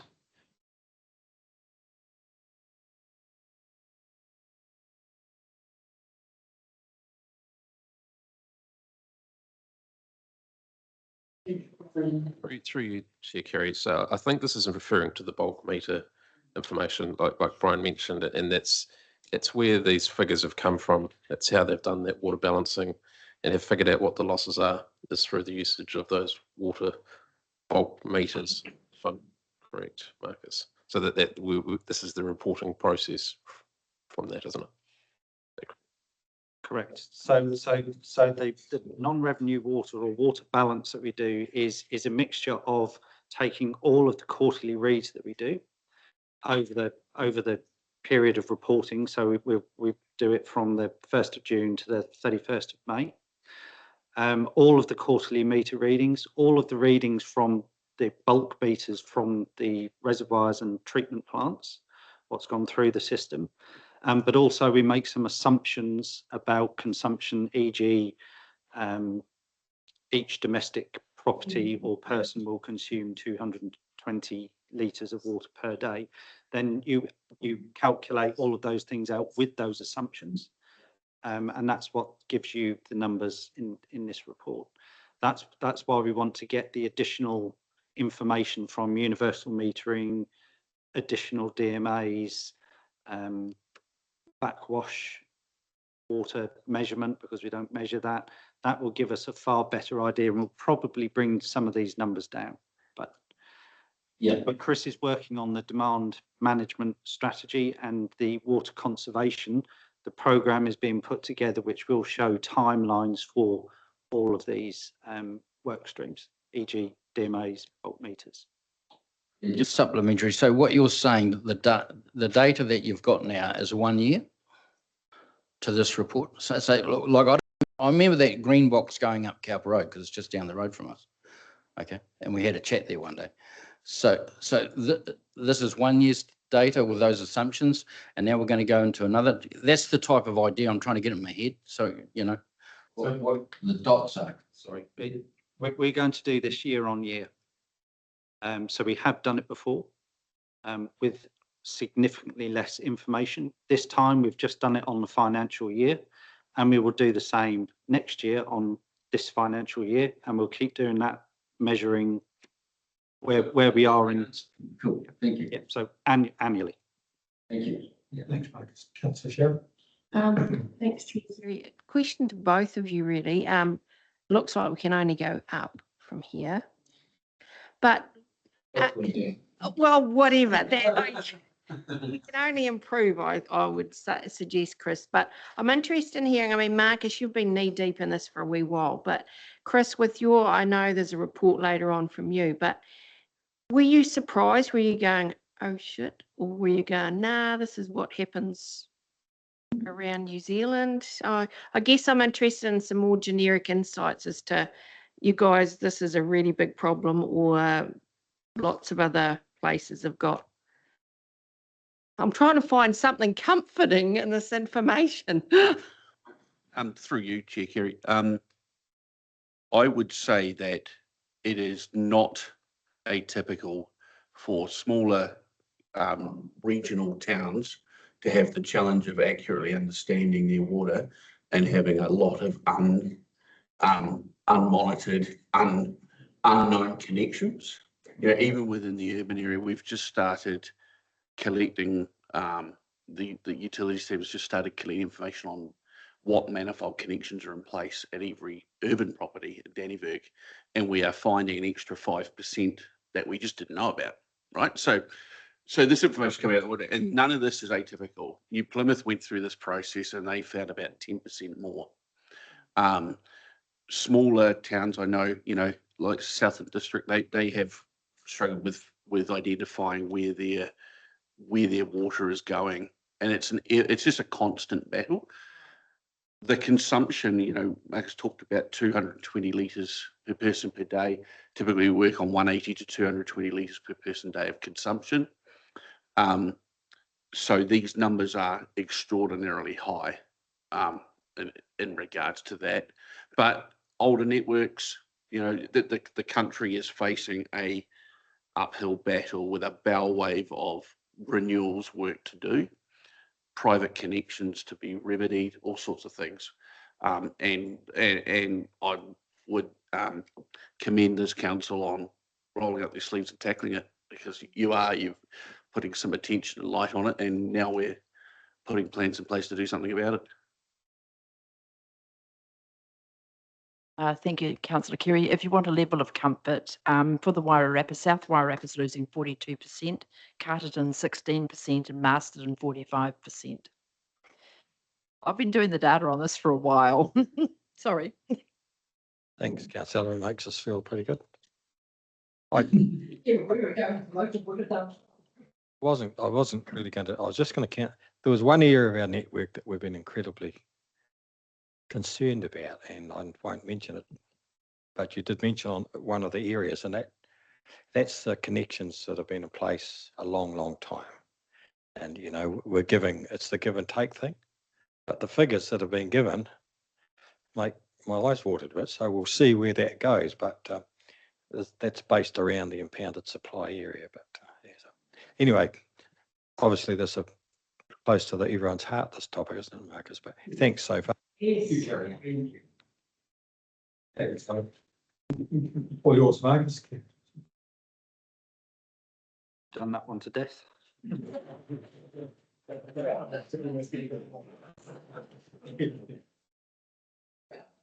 Just an update on the wastewater treatment plants. Flows have started to reduce a bit. I know that we have had some reasonable rain events over the last month or so, but levels are starting to come down in some of the ponds at most of our wastewater treatment works. Just one that we wanted to keep you updated on, Eketahuna, which is very close to our hearts in terms of the challenges that we have there. Back in August, when we had the heavy rain, we had about 3,500 cubic metres of water going into that site. That has reduced. It's now currently around 1,200 to 1,500 cubic metres per day. It's still highly undesirable, but it is coming down. The other positive thing is the infiltration inflow study has started in a bit more anger now. So we have flow meters in the network, monitoring different catchments, and what we're trying to do in this instance is to isolate or find out which is the worst catchments in that area, so that we can focus studies or investigations to try and see where the issues are coming from. But there is a particular issue with the pump station at Newman Road, which is under significant pressure at the minute and keeps overflowing. So there is a somewhat unhappy landowner out there at the minute. But we're just trying to understand where all of that flow is coming in.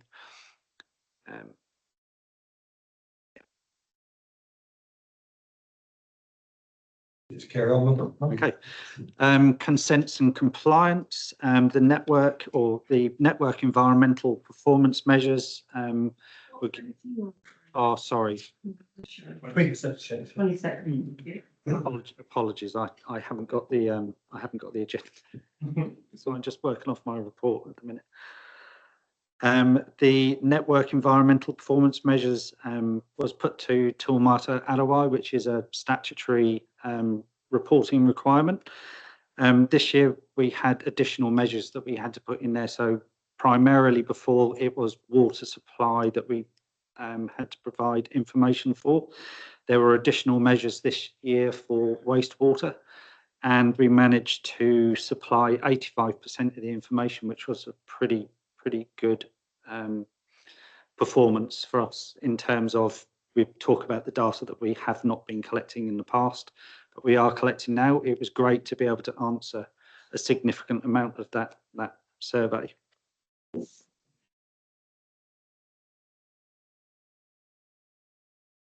I'm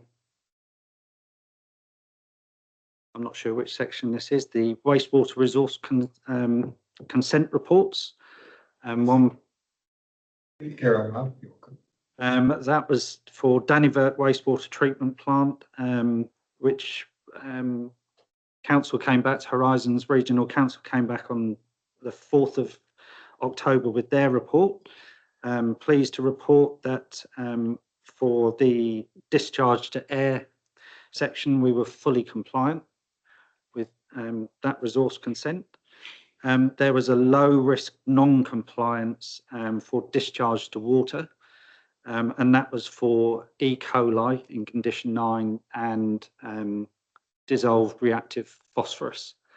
However, that was due to the low flow periods between November and April, and the DAF did not go into service until January of 2024. Therefore, there was a period in which we were non-compliant.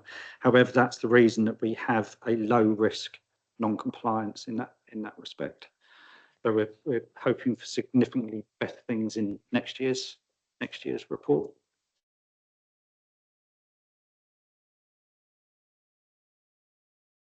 I think that's pretty much the summary.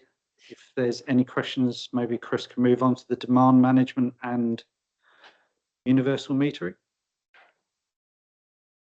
I'll just finish the management report and then we'll move on to the Chris's 2 items, if that's okay.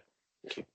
Just you just stay there, gentlemen, and we'll finish this report and then come back to the outside. Thanks. Just thank you very much for that, Mark. Across. We want a solid base. So, yeah, in Joe's absence, I'm happy to take any questions. I guess the key part, so that we've had a bit of interaction with some schools recently, which is great.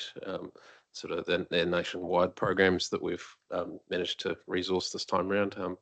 Joe having an actual staff this time round had made that doable, so that's been really, really positive, and some great feedback from them, which is good news.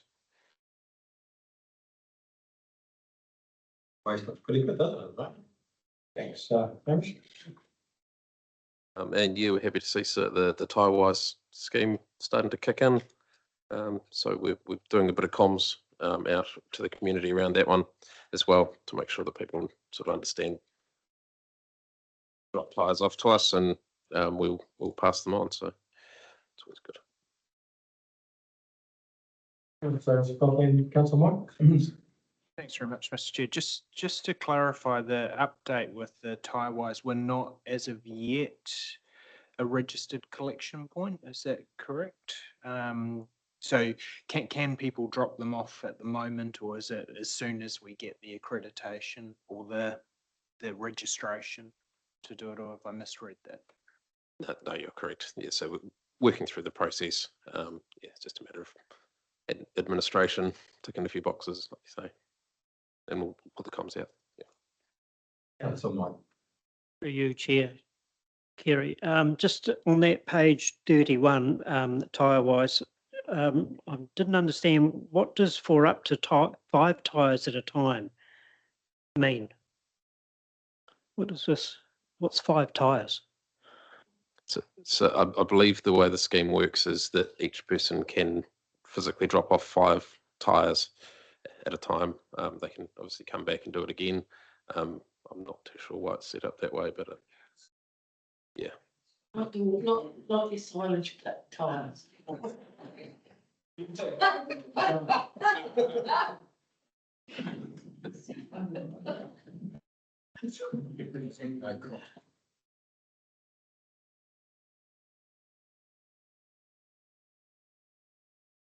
Thanks very much for that, Hamish. Any further questions?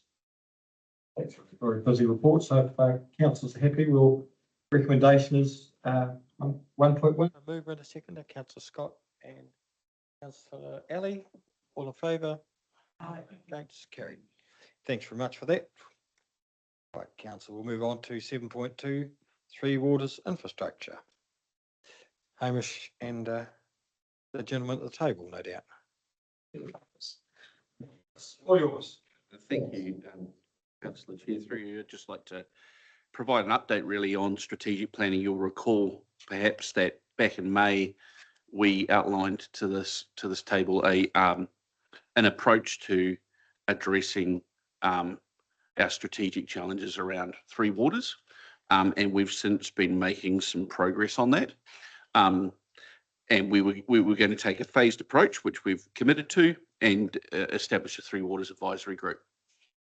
So, in summary, a Three Waters Advisory Group was established in May through May and June, including representatives from both Rangatane and Kahungunu iwi, 2 district councillors, Chair Sutherland and Mayor Tracy, and some district council officers and regional council. What I note about the regional council representatives is they drop in and out, obviously because of some conflictions around their regulatory role. They can't get involved in some decision making. But it was really set up, and its initial purpose was really to identify as a group of representatives what the strategic challenges were that we were actually facing in the network. So we went through an exercise of long listing all of the challenges, and it went into multiple whiteboards that we had across the district, across all 3 waters. And then we had Rationale distill that, a consulting company distill that down into 4 key problem statements. And we used the Treasury's investment logic mapping process. So it follows a true business case style process to arrive at those.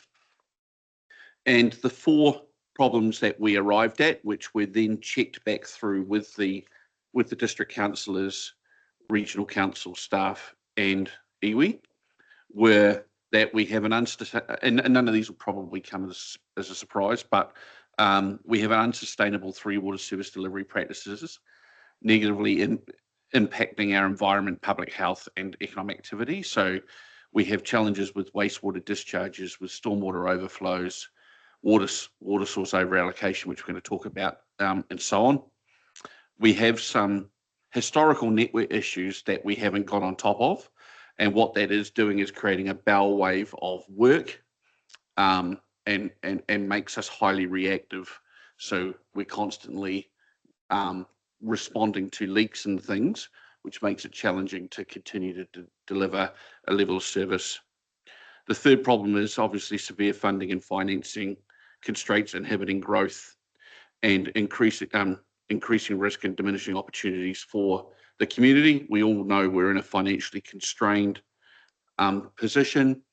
Understanding how we prioritise what we invest in that constraint is really important. And then the fourth one was a lack of continuity of knowledge, skills and capacity, hindering our ability to address those issues. So there's lots and lots and lots of knowledge, but we get turnover. We get turnover within council, we get turnover within iwi, we get turnover within regional council, and sustaining that knowledge and being able to use that and information to make good decisions becomes challenging. So we took those 4 problem statements, we converted them to 4 benefits, and I think, I'm not sure what page it is on yours. It's on page 6 of my thing. There's a diagram which is the investment logic map, and it shows how we've converted those from problems to benefits. And we've got 4 benefits, which are improving the health and well-being of the water environment, and we've put some measures in place around how we might measure that. Meeting the expectations of iwi community regulators, financially sustainable Three Waters delivery, and improved organisational capability capacity. So they're really our overarching strategic benefits. And the reason I raise all of this is that this is setting the framework. Now we want to start looking at what are our options for delivering water services, for investing in water services. Now we have this framework. When we look at all the possible options of the ways we could do things, we can then assess them against these and say, do they address these problems? And if not, is there a better option to address these problems?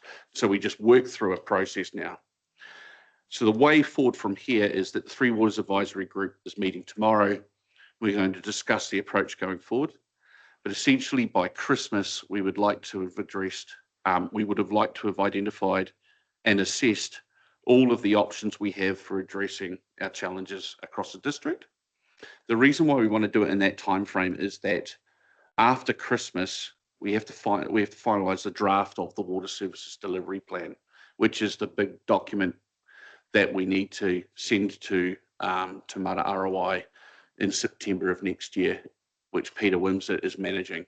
What I want to make sure is that the financial modelling and the outputs that come from that reflect our true priorities, not necessarily. So you've got the LTP, which is a constrained program of work. You could, some years ago, you would have submitted to Te Mara ROI a big wish list of which is your unconstrained program. And the answer is somewhere in the middle, is to provide a prioritised program of work that's neither completely unconstrained nor constrained. It's somewhere in the middle, which is a realistic what we need to achieve in this district, so that when the CCO is formed, however that's formed, they have a really good picture of what this district needs in order to grow, provide economic opportunity and resolve these problems, provide good public health outcomes, etc. So that's just a bit of an update, and the Three Waters Advisory Group will keep working through this year to get to that point. Thank you. Any comment or last question? Councillors, any questions about this? Update on this one? Right, everyone's up. Play with that. Thank you, Chris. Thank you. If we could have a move and a second for recommendation, thanks. Councillor Steve, Councillor Peter, all in favour? Okay, carried. Thanks very much, Chris. Thank you. 7.3. So now we're just going to talk about the water demand management strategy and universal water metering program, which is a topic close to my heart. So we were required under some of the resource consents for our water takes to produce a demand management plan to send to the regional council. It's a condition of consents. We decided that we didn't want to just do that as a tick box exercise, that we actually wanted it to be something that we could use going forward as a strategy for how we're going to manage water demand into the future. So we requested an extension of time from the regional council. They gave us till the 1st of October. We delivered it on the 27th of September, which is good. And we've had some initial feedback. I think that it was they were pretty happy with it. It was a comprehensive document. So that's really pleasing to hear from them.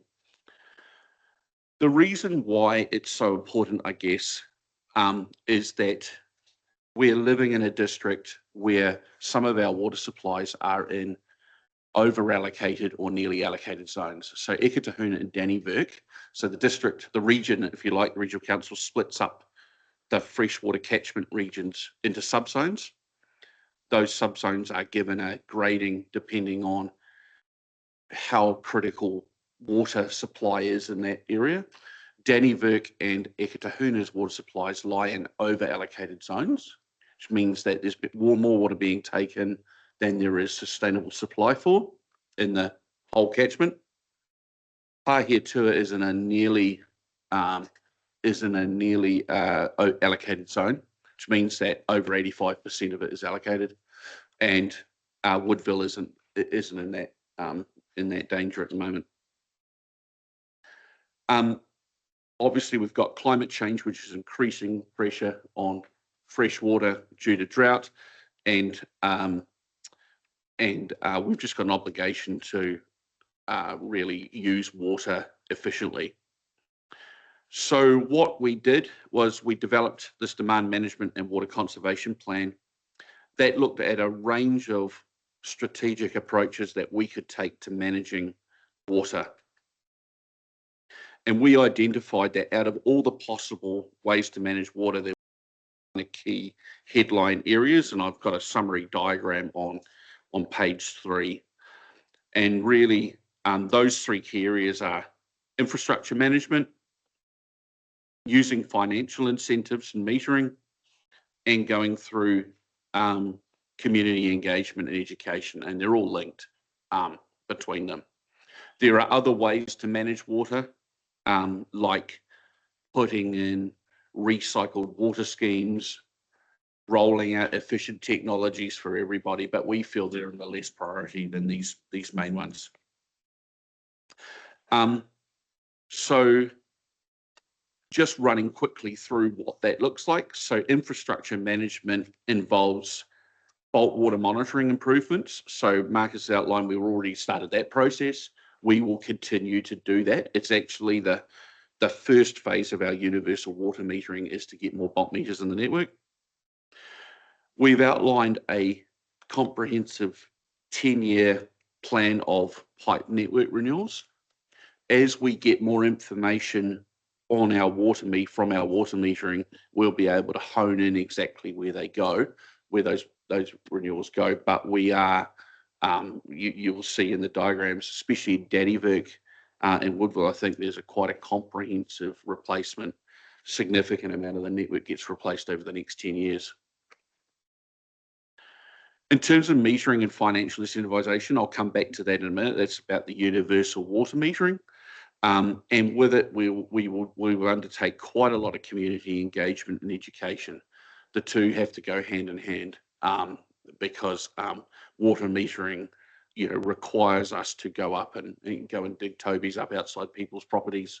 It's still new tobies. They will naturally ask questions about water billing and all that sort of thing. Before I move on to the universal water metering side of things, is there any questions about the overall approach?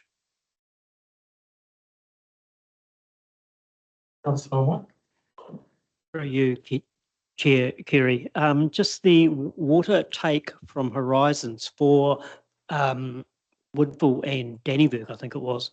Is there any give from Horizons to allow more take in serious drought conditions? All I could say is it's getting harder and harder and harder. And without demonstrating to the regional council that we have a plan to manage demand, even if we're not there with implementing it, I don't even think it's a conversation that we could be starting, but it is getting increasingly, I'm aware in other districts that it's becoming increasingly difficult conversation with any of the regional councils. Yeah. Thanks, Chris. Just on that subject, you mentioned that at present we're unable to verifiably measure what it takes through old equipment or something. Is it old equipment or the lack of getting power to it or something? Are they SCADA red or? The main issues, so Marcus, I've been working on this one. The main issues are that in some cases the water meters are in the wrong place, so they're too close to other valves and things and they don't read accurately. In other places, it's just that we can't verify what's going. So the regional council has this thing called Blue Tick, which is where they require you to be able to verify how much water you're taking by essentially coming along with another water meter, hooking it up and going, do the two read the same? So we can't hand on heart at the moment say to regional council that we can verify what we are taking because we've got no measure of checking. But in a couple of places, we understand the flow meters do need to be moved. So we've got a program of work in this financial year, just going through the design process at the moment to move and upgrade those flow meters. So the intake in Woodville, for example, that's right up on the hill, and there's no power to that, is there? So it's where is the? Correct. So the From there, the flow meter is about halfway between the intake and the water treatment plant. We know that there's at least. Is there somewhere? So, Bushmore Road down to the Challies farm. You know where they are? yes. Yeah. Okay, well, that's one question, but the other is the Horizons gauge down Troop Road, which is the gauge that decides whether they cut us off from taking or not. If that could be shifted up to Bushmills Road, which provides a true indication of the water coming down the Mangapata stream prior to it being sucked out by 3 or 4 dairy farmers and others before the gauge. Spoke about this with Horizons when they were here the other day, but it's something I think needs to be followed up. Can that, where they measure the take, be shifted to Bushmills Road? So Peter, rather than, could you, if this is important, could you maybe send an email perhaps to Hamish or regarding this? It might, would that be of value, Marcus, maybe? Yeah. We're willing to follow up on anything that's going to improve our situation, that's for sure. Okay, Peter? Okay. Can I just make a very quick comment to that one? So we have had that discussion with Horizons a couple of times. They're in a similar situation to us in terms of very restricted funding. And certainly in that river management space, it's even less than you'd expect through conversations with their peers.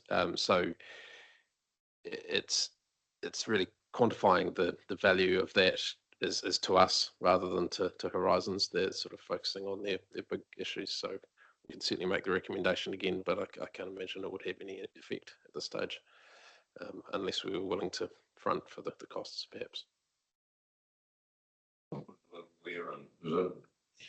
I'd have to ask the engineers, but I'd say so. Yes, essentially, yes. Carry on. Excellent. So In terms of universal water metering, we've put together an initial plan of attack, if you like, as part of the LTP process. As part of the LTP process, I understand that the desire to undertake the metering was brought forward, and we've used the LTP program to set out our program of work. And I've developed an initial plan for that. We're now into the detailed planning phase in this financial year, which is going to take us to the next level of detail around the various work streams that need to happen. And we're already underway with collecting information on what our manifolds in the district that we've got to attach these meters to. Overall, we've identified that we want to achieve three things, and this is on page 17 of my paper, from universal water metering. Number one, by 2030, we want to achieve a 30% reduction in peak demand. Now, that will come about from changes in behaviour. Oh, page 65, sorry. That will come about by changes in behaviour of consumers. It's well documented that that occurs.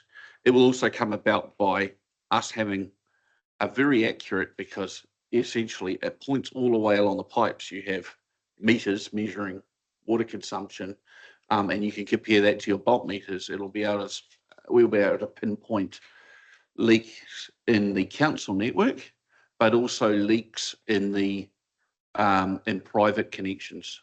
So the smart meters detect prolonged use when there shouldn't be in the middle of the night, and essentially will flag us. And if we continue to see that pattern, it indicates to us there's a leak in the property. Certainly in the other districts I've talked to, it's resulted in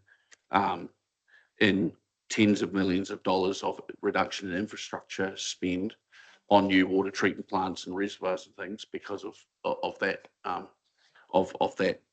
The second one is we need to be able to effectively ring fence and target water revenue to support investment in water service assets.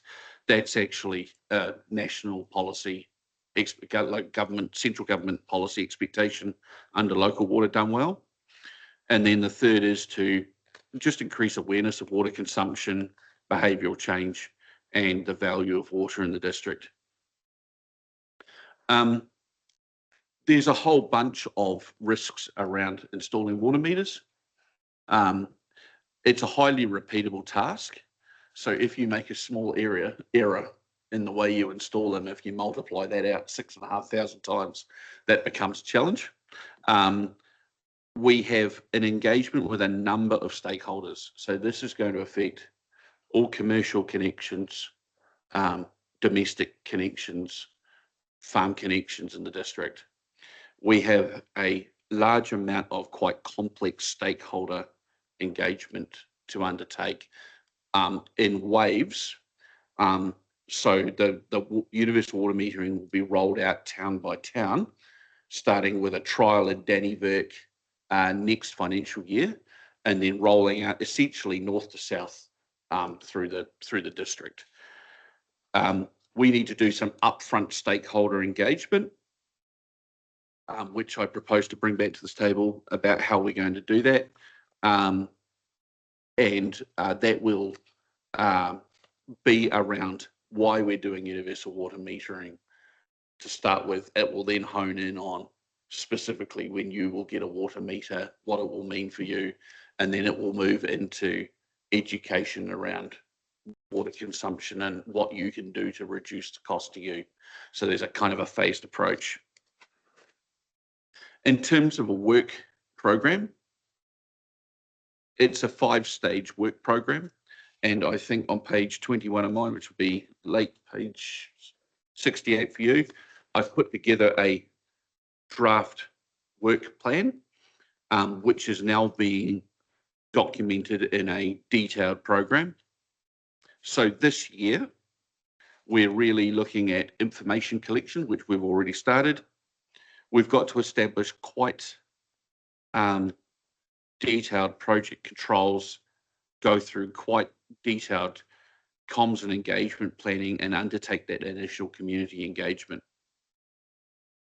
We've also got to procure water meters. We've got to go through our options assessment on what type of meters we want, that sort of thing. So there's a lot of technical decisions to make.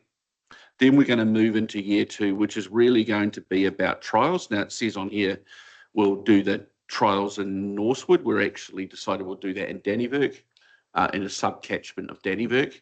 So we'll take a section of Dannevirke and we'll do a trial rollout there, learn lessons from that so that we can pick up any efficiencies, any risks, etc., before we then roll out in wider Dannevirke through 2027, essentially. And then from there, we'll be rolling out through Pahiatua, Woodville, Pahiatua, Eketahuna, and the smaller supplies. The way we propose to do it is that we go through and do a once through, which will be 85–90% of them, and then go back and do the difficult installation. So that's where we can't find a manifold. We have multiple properties feeding off the same manifold. We have cross leases. Now that will require potentially new policies or changes to policies for council in terms of how they want to address those. So once we're through the data collection process over the next few months and we understand the magnitude of cross lease and multiple properties and that sort of thing, we'll need to develop a strategy for those and bring them back for consideration, because it's obviously important. It's going to have a cost bearing on those property owners in terms of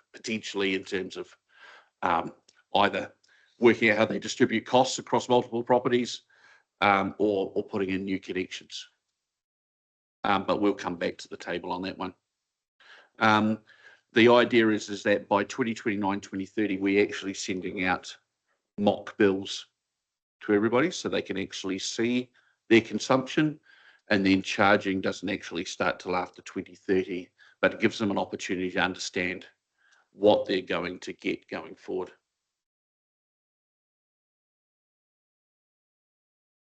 I think that's about it. I'm happy to take any questions. Councillor Shearer.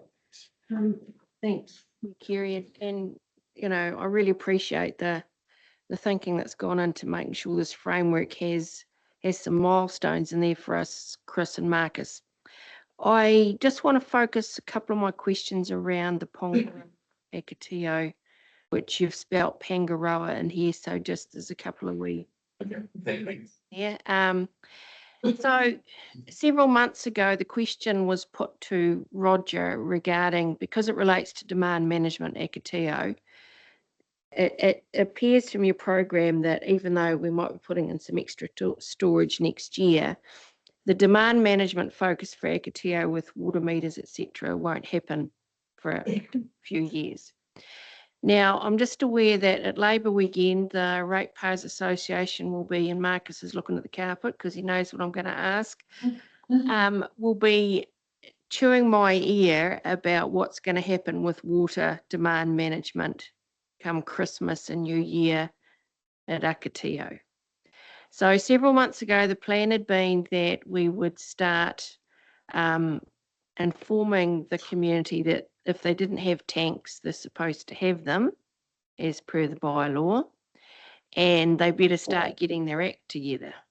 Now that hasn't happened. That was supposed to have been rolled out in time for them to do that. But I guess I'm asking the question, Chris, because there's more to the demand management than just what is reflected here. There are the bylaws, there are those tools in our toolkit.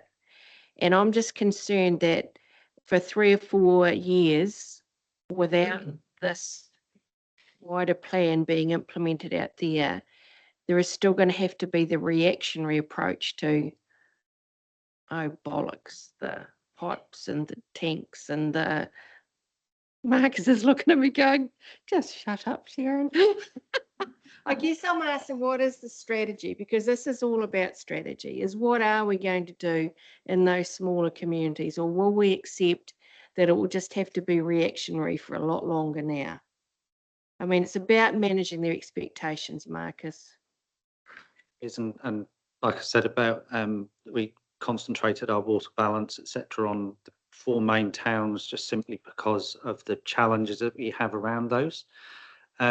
to a certain extent, however much you don't want to, you had to accept some of those things. And you're right that we do have to remain reactionary to those. I was in contact with Communications just 2 weeks ago saying Akatea, the fishing competition is coming up. We need to be considering the spring, summer messages going out to start telling the public, start filling your tanks, your spas, your pools, all of that kind of stuff. So there are some of those management techniques that we can use to try and get the public on board, but ones like Akatea are going to continue to be a challenge for us, for sure. Yeah, and I can't say that we're going to resolve that quickly. And the sad thing is that you either start doing the iron fist and upsetting ratepayers and various things, or you accept that and big challenges. Yeah, sorry. Well,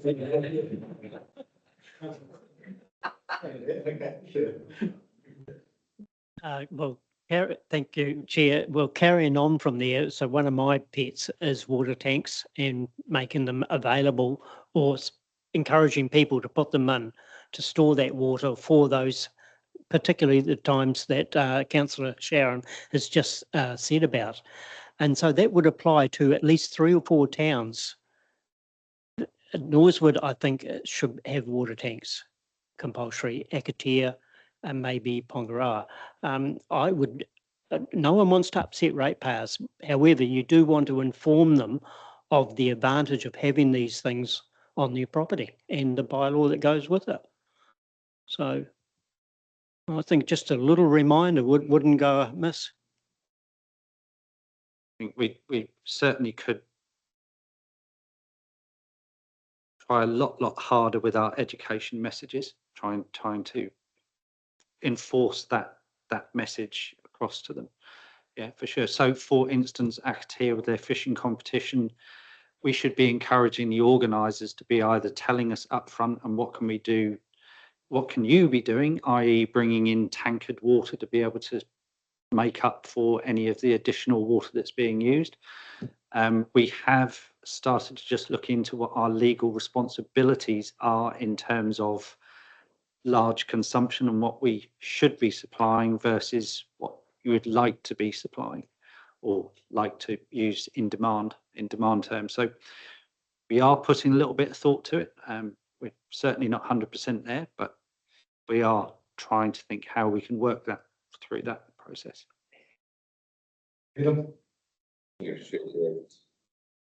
Thanks, Marcus and Chris. Insofar as water management's concerned, in past years, behind me, put alternate water use or proposing alternate days from about the 1st of December, even though it wasn't necessary at that time.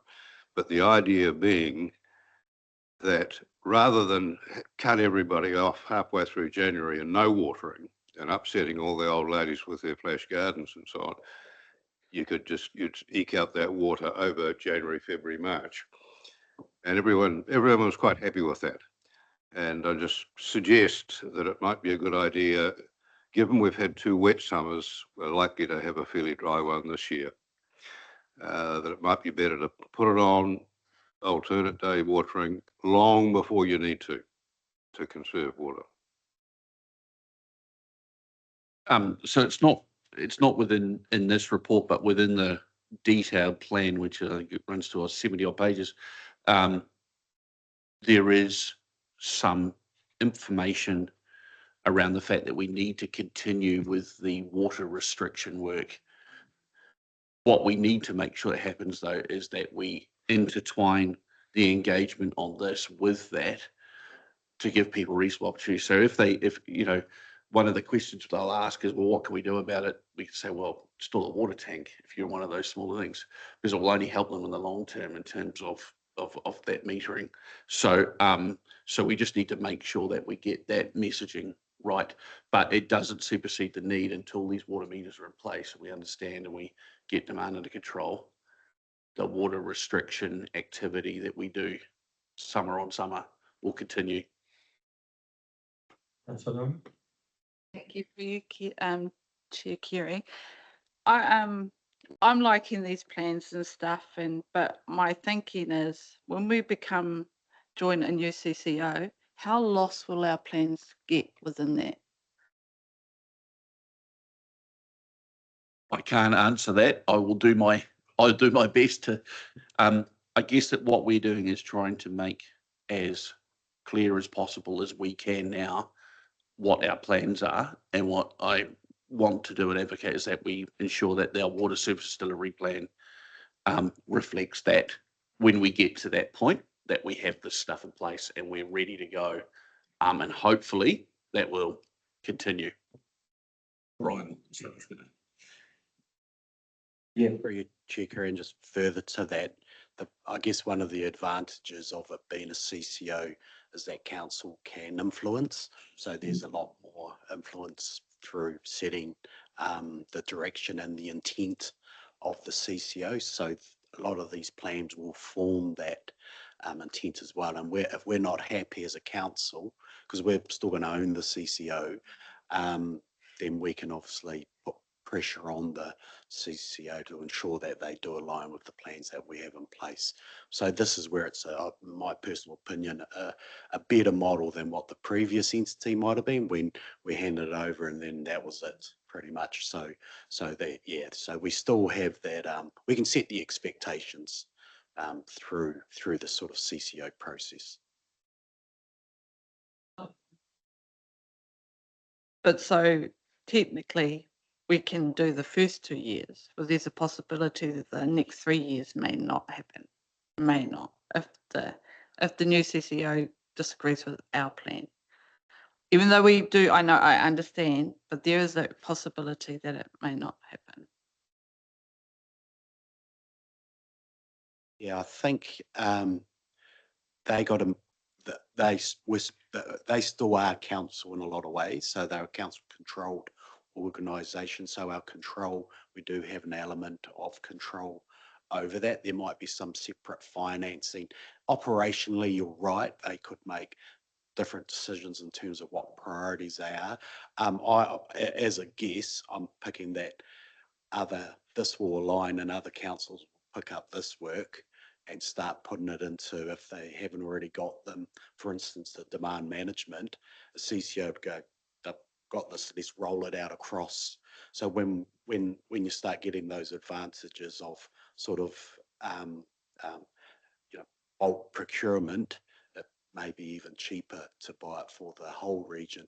So I think overall there will be some changes in terms of those service delivery plans and a new chief executive coming in and making some other decisions. But ultimately, you'd be foolish to throw any planning away. And I see it probably just growing across, well, whatever region we're in, I could go with being of benefit rather than any negativity. But yeah, there is the risk that there could be some slight delays or time differences. Could I just add a little bit to that? So I think there's also an intent from central government to Mararawai that universal water meeting will come in as a, maybe not mandatory, but probably close to in the future anyway. So this is something we're doing preemptively that will be endorsed, I'd say, in the future. Chris, Hamish, could I just make the comment? Hamish did attend the water conference just a few days back, Hamish, and there was some comment about the way we were approaching it that you indicate to me was sort of approved on by the conference. Was that?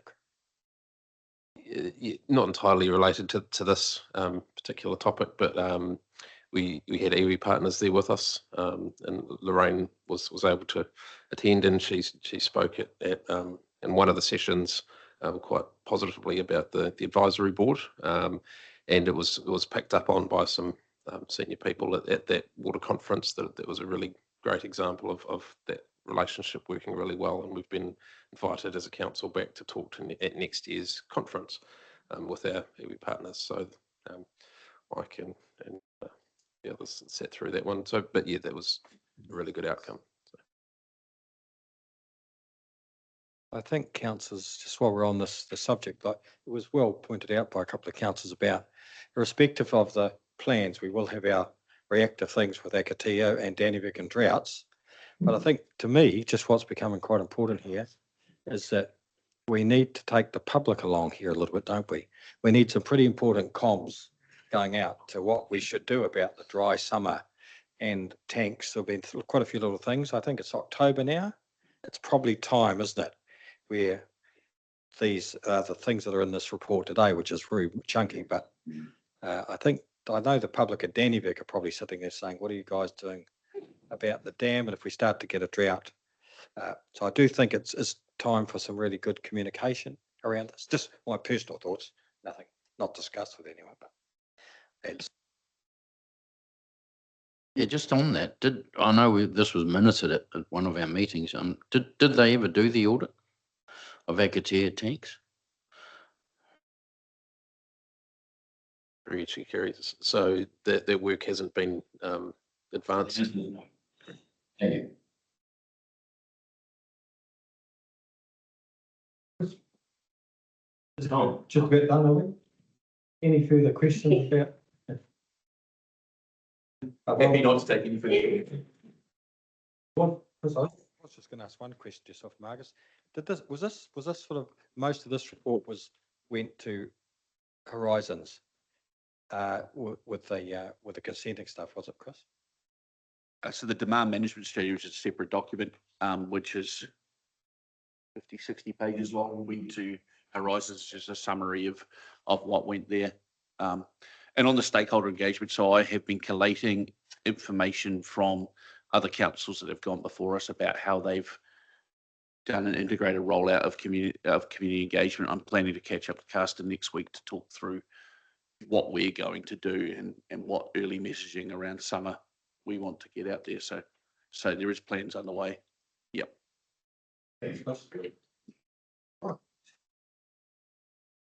So councillor, if we get that over, and the second of that, councillor Peter, moved, then councillor Steve, all in favour?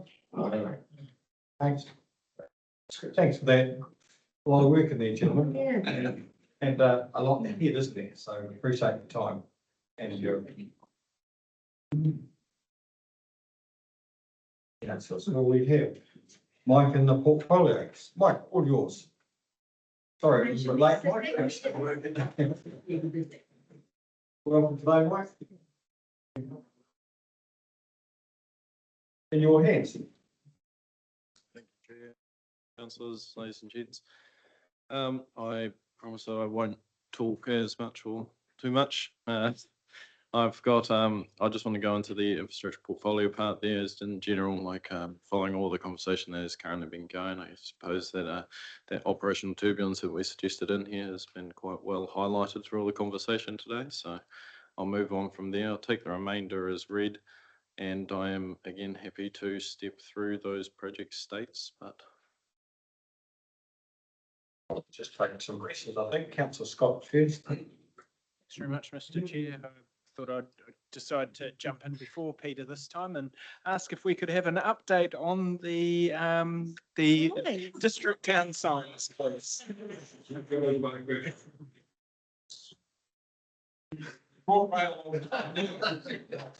you the signs man, right? I'm waiting to this moment.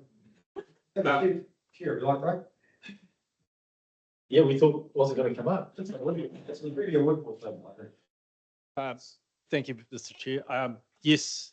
This is like pulling his teeth. To be honest, some of the bureaucracy that is going on is just ridiculous. But it would have been easier to. There's probably no press here, but it would have been easier to put them on us for forgiveness later on.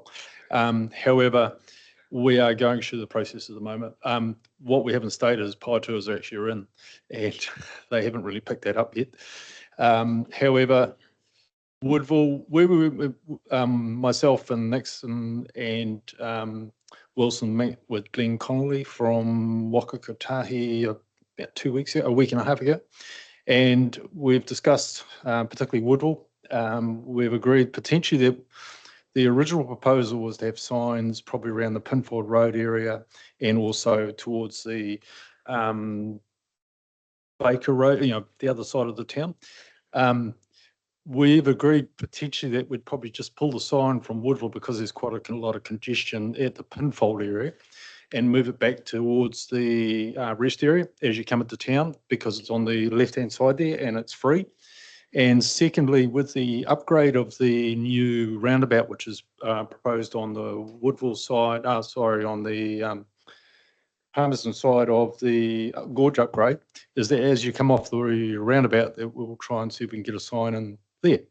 So it's just prior to where it was originally proposed, opposite sort of J. Reed's property.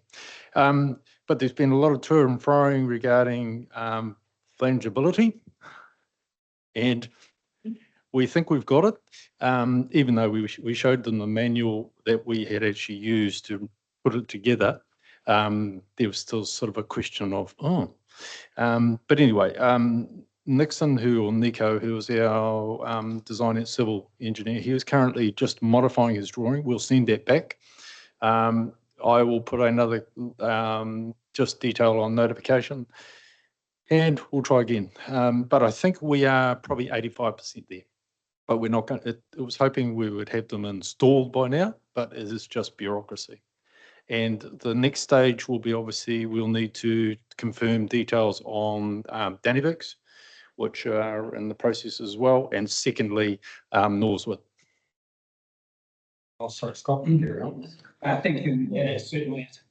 Because, Danny works in the same spot and we have our other signs at risk of having to be taken down. So, it is absolute madness. Thank you very much for the update. And I know how much work you've been putting into it. And I know our community committee's been talking to you about it and it's a lot of time. I just wonder if there is any ability, we don't have to have it now, but actually to get a bit of a list of how much staff time and other time has had to be spent on this to highlight the ridiculous bureaucracy from NZTA on just getting some Hillman town signs put up. I actually find it pretty offensive, not as offensive as the toll road, but it's pretty intense. So thank you for your work on it, right? But it is just at the point of being ridiculous. Yeah. We'll continue to get this in place. Some of the decisions that are made, the question comes back about flangeability. However, there's no mention of power poles and bridge ends that are currently on the state highway. So the question begs asking. So. Just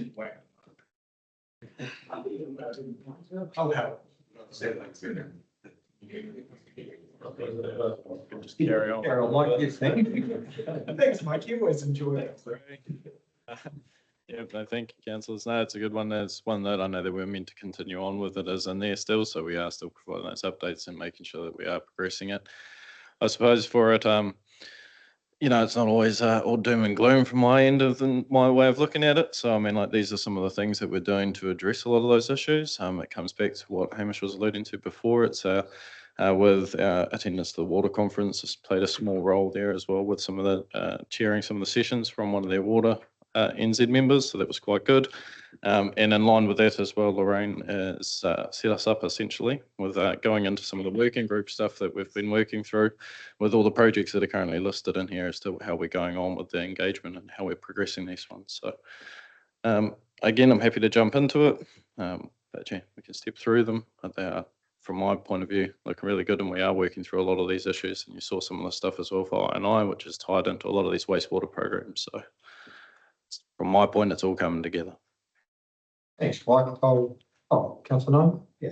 All right. In the land, acquiring land for the fluoride plant, how long does that have to be in there for that to be resolved? And also the fact that we just received an email not so long ago about the cost of us being on that farm. I want to know how much this is all going to cost us in the end of having our dam there. I would have to dive into the Dannevirke compound supply part and some of the negotiations that have been going on with the land. That part there is still just that we are tracking it as part of the fluoridation plant and the delivery turning bay. But that's why it's still featured within this one. Again, though, we did end up with a sufficient mitigation within there for the operation of the fluoridation plant. The truck can turn even without. We've got a smaller truck and we sorted it out essentially. But it ends up being the fact that every now and then they may send a larger one. And then therefore, and we can't have a guarantee, and we actually did go through a bit of a backwards and forwards as to what was happening on that one with the contractors and that. So, but we got it done. So, yeah. Right. Just further to question around land acquisition, I have been speaking with Peter Wimsett. He's going to provide a confidential update. Obviously, while we're in negotiation, we can't discuss too much in public at this point, but certainly getting closer to nailing something. Direction is to have something in place before we start the construction of the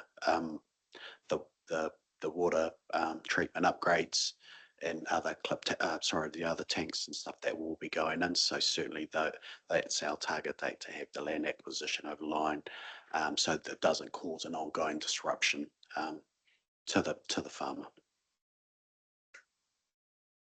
Thanks, Brian. Shall I just, we'll just work through those sheets, shall we, Mike, and then you run in? Okay, so that was the Three Waters Infrastructure Project. Project page 1. Ekatahuna Wastewater Treatment Plant.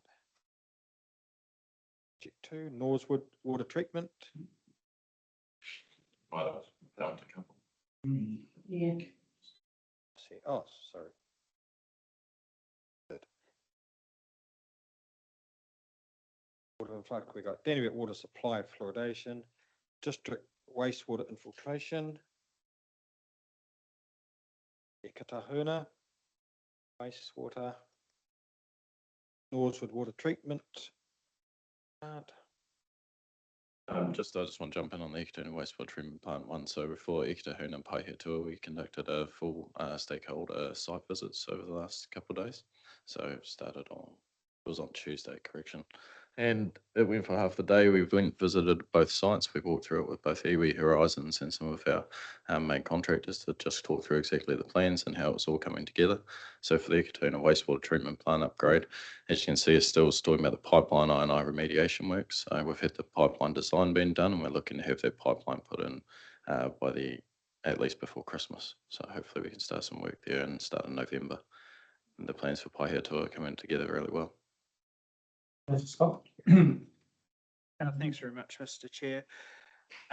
Just on Ekatahuna, going through the plans with the stakeholder group, do we have plans and a design for the treatment plant? I know council decided to scale back funding for that significantly, which means that we don't have funding in our LTP for the original plan. There was going to be different optioneering discussions about what that might look like with a significantly reduced budget. What plans are we sharing, and do we have plans now that meets the $2.3 million approved budget? We don't have a plan for like a detailed or developed plant upgrade design. What we're looking to do is, we know that there are certain package solutions that could potentially be a solution for this site. What had happened though is that, again, like when we went out to market at that time, we ended up with some wide variations all the way up to say $15 million. From our point of view, again, we all knew that we had to do some of these things for the I&I had to be done. And in conjunction with that, we had the wetland, and we've also got a horizontal and a vertical flow wetland in there. We potentially don't need the vertical flow wetland, which would, if all the data comes back and it's all positive and that our I&I treatment and everything else work, potentially we don't have to do that, which would also save us a significant cost, around $500,000. So that would be great. And ideally, if everything carries on to where we're going with it anyway, it will end up being hopefully a massive reduction to around a $2 million plant, which is kind of the intention. So that's where we want to aim. I think it's always best to be optimistic in those aims. So that's where I want to aim. Dave, did you have anything else? Good afternoon. So with the pipeline going in and with the planting done on the surface wetland, we have to get water over it. So we've got to put wastewater over it. You can't put drinking water over it for argument's sake for too long. Otherwise it doesn't absorb the nutrients that we want it to. It rejects it in the finish if you leave it too long. So part of the process we're doing,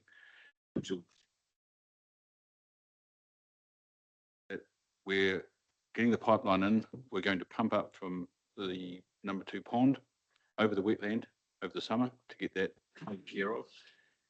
And why we've been back on site again and why we've been conversing with iwi and Horizons quite a lot is we want to get some good data from the wetland discharge to then identify what we've got to do with the treatment plant. So we're envisaging that we're going to get some really good results, which is happening in Manawatu, results through that to then with the INI that Mike was talking about, then it becomes down to what sort of plant you actually need to recover. And that's why we've talked about delaying the vertical wetland with iwi, and they were very helpful with that in the context of let's identify what we need before we go any further. And that's where the money thing comes in that you've just been asking, Councillor. So yeah, over that period of time, hopefully we'll get some really good results, and then we'll all be coming back to you with whatever plants we've got to put in or money we've got to spend. And to add to that, the government has announced that there will be changes in terms of design standards for wastewater treatment, and so no, this was discussed briefly with Horizons during the meeting with us in terms of what that actually means. And as a group of CEs, we have written to Malcolm McCartney, the CE, to provide us a position on what they'll take in terms of how our consents and what it actually means, you know, to currently design something to the current consents. And it's good that the team's looking at options which might be the best option going forward anyway.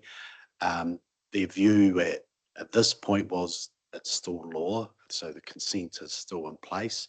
However, I think there's got to be a common sense approach to this. So hopefully whatever the government comes up in terms of their design standards versus what we're currently looking at, hopefully they align, which hopefully then falls within what we've budgeted as well. So I certainly think the initial costs that came through this were horrendous, unaffordable, and just, you know, from a common sense point of view, you just wouldn't do it. So a bit of time may actually help us get a solution that's more affordable and more realistic.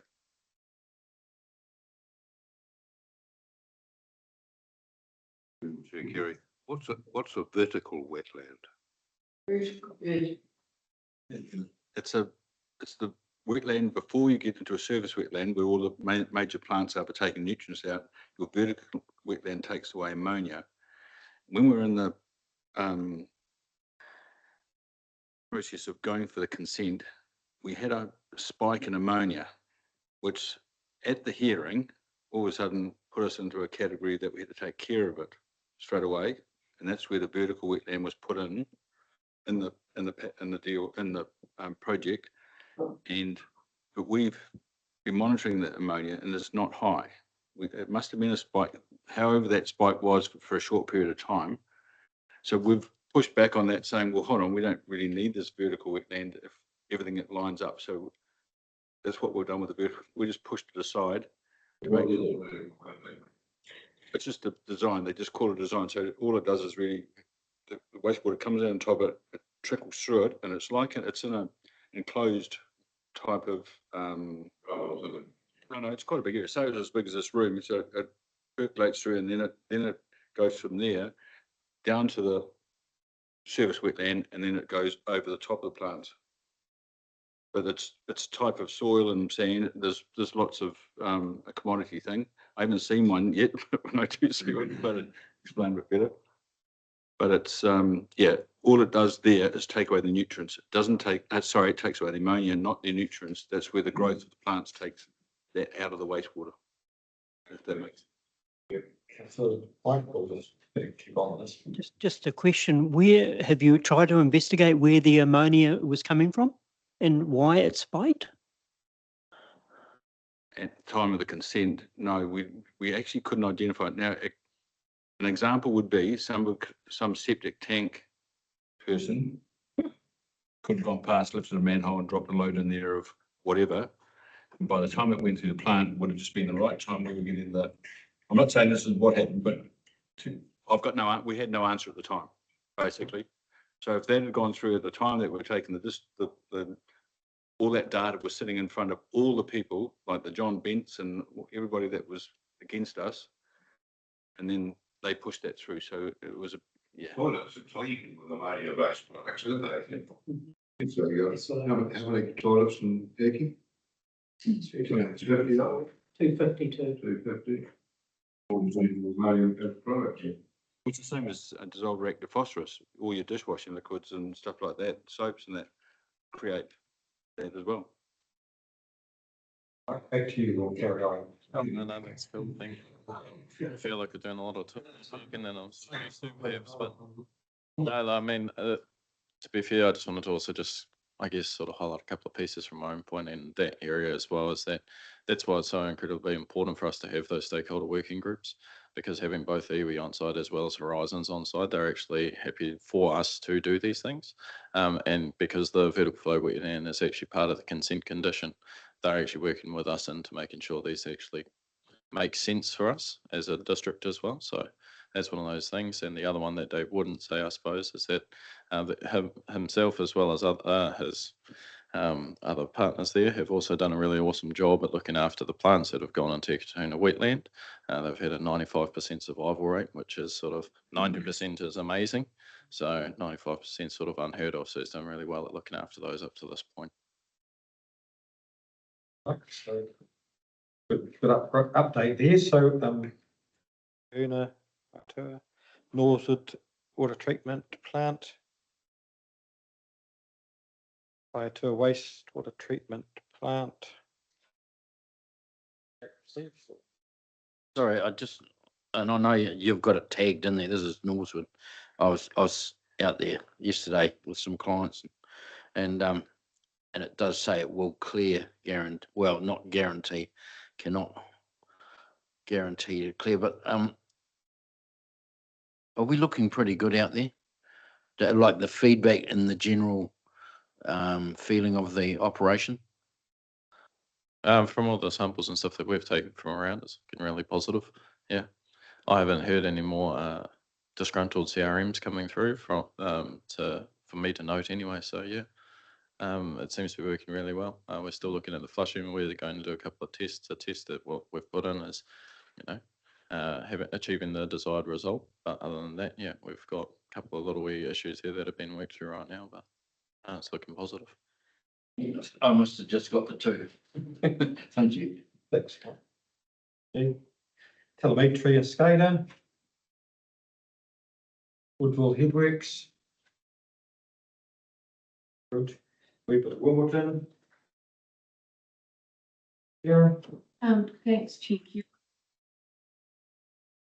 In the room, getting quite exciting. When are we going to get our invites to the opening? 24 is close. You're not getting.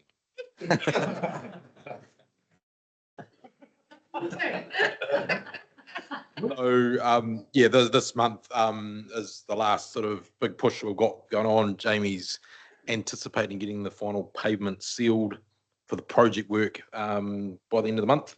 Hopefully this rain just lets us do it. November is the sort of final push to get the guardrails and a bit of signage in place. And we've got the one site near Kelvin Grove where the road is dropped, which we're starting to do a bit of repair work on it now that we've got some of the other emergency work stuff completed. So additional to the routes to the project and the emergency works, we've also got a big reseal program going through this starting in November. The weather's good to us, which will basically be the final. It'll be a tidy up. It's through the reseal budget. But essentially when you go out there with all the, I suppose, storm damage and bits and pieces, the work we've completed today is looking a bit fatigued as such. So if you're opening a nice shiny road, it looks a bit, yeah.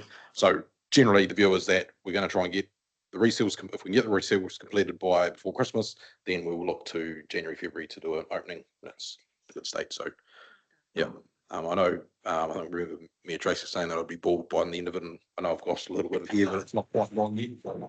Yeah, be good to get back a bit. Well, Good work. Thanks, Andrew. There's some pretty good comments coming from out there for over the work that's been done. Anyway, Mike, thank you for that. We'll just, just before we get a move in a second, Mike, I think we've seen a big move in the project office, haven't we? And we appreciate your work and where we're going with this. I think we really are seeing some positive, some things. I know you've worked hard to get us to here. So thanks for all your work and keep on with it, won't we? So. Thank you. I'm not quite as bold as Andrew yet.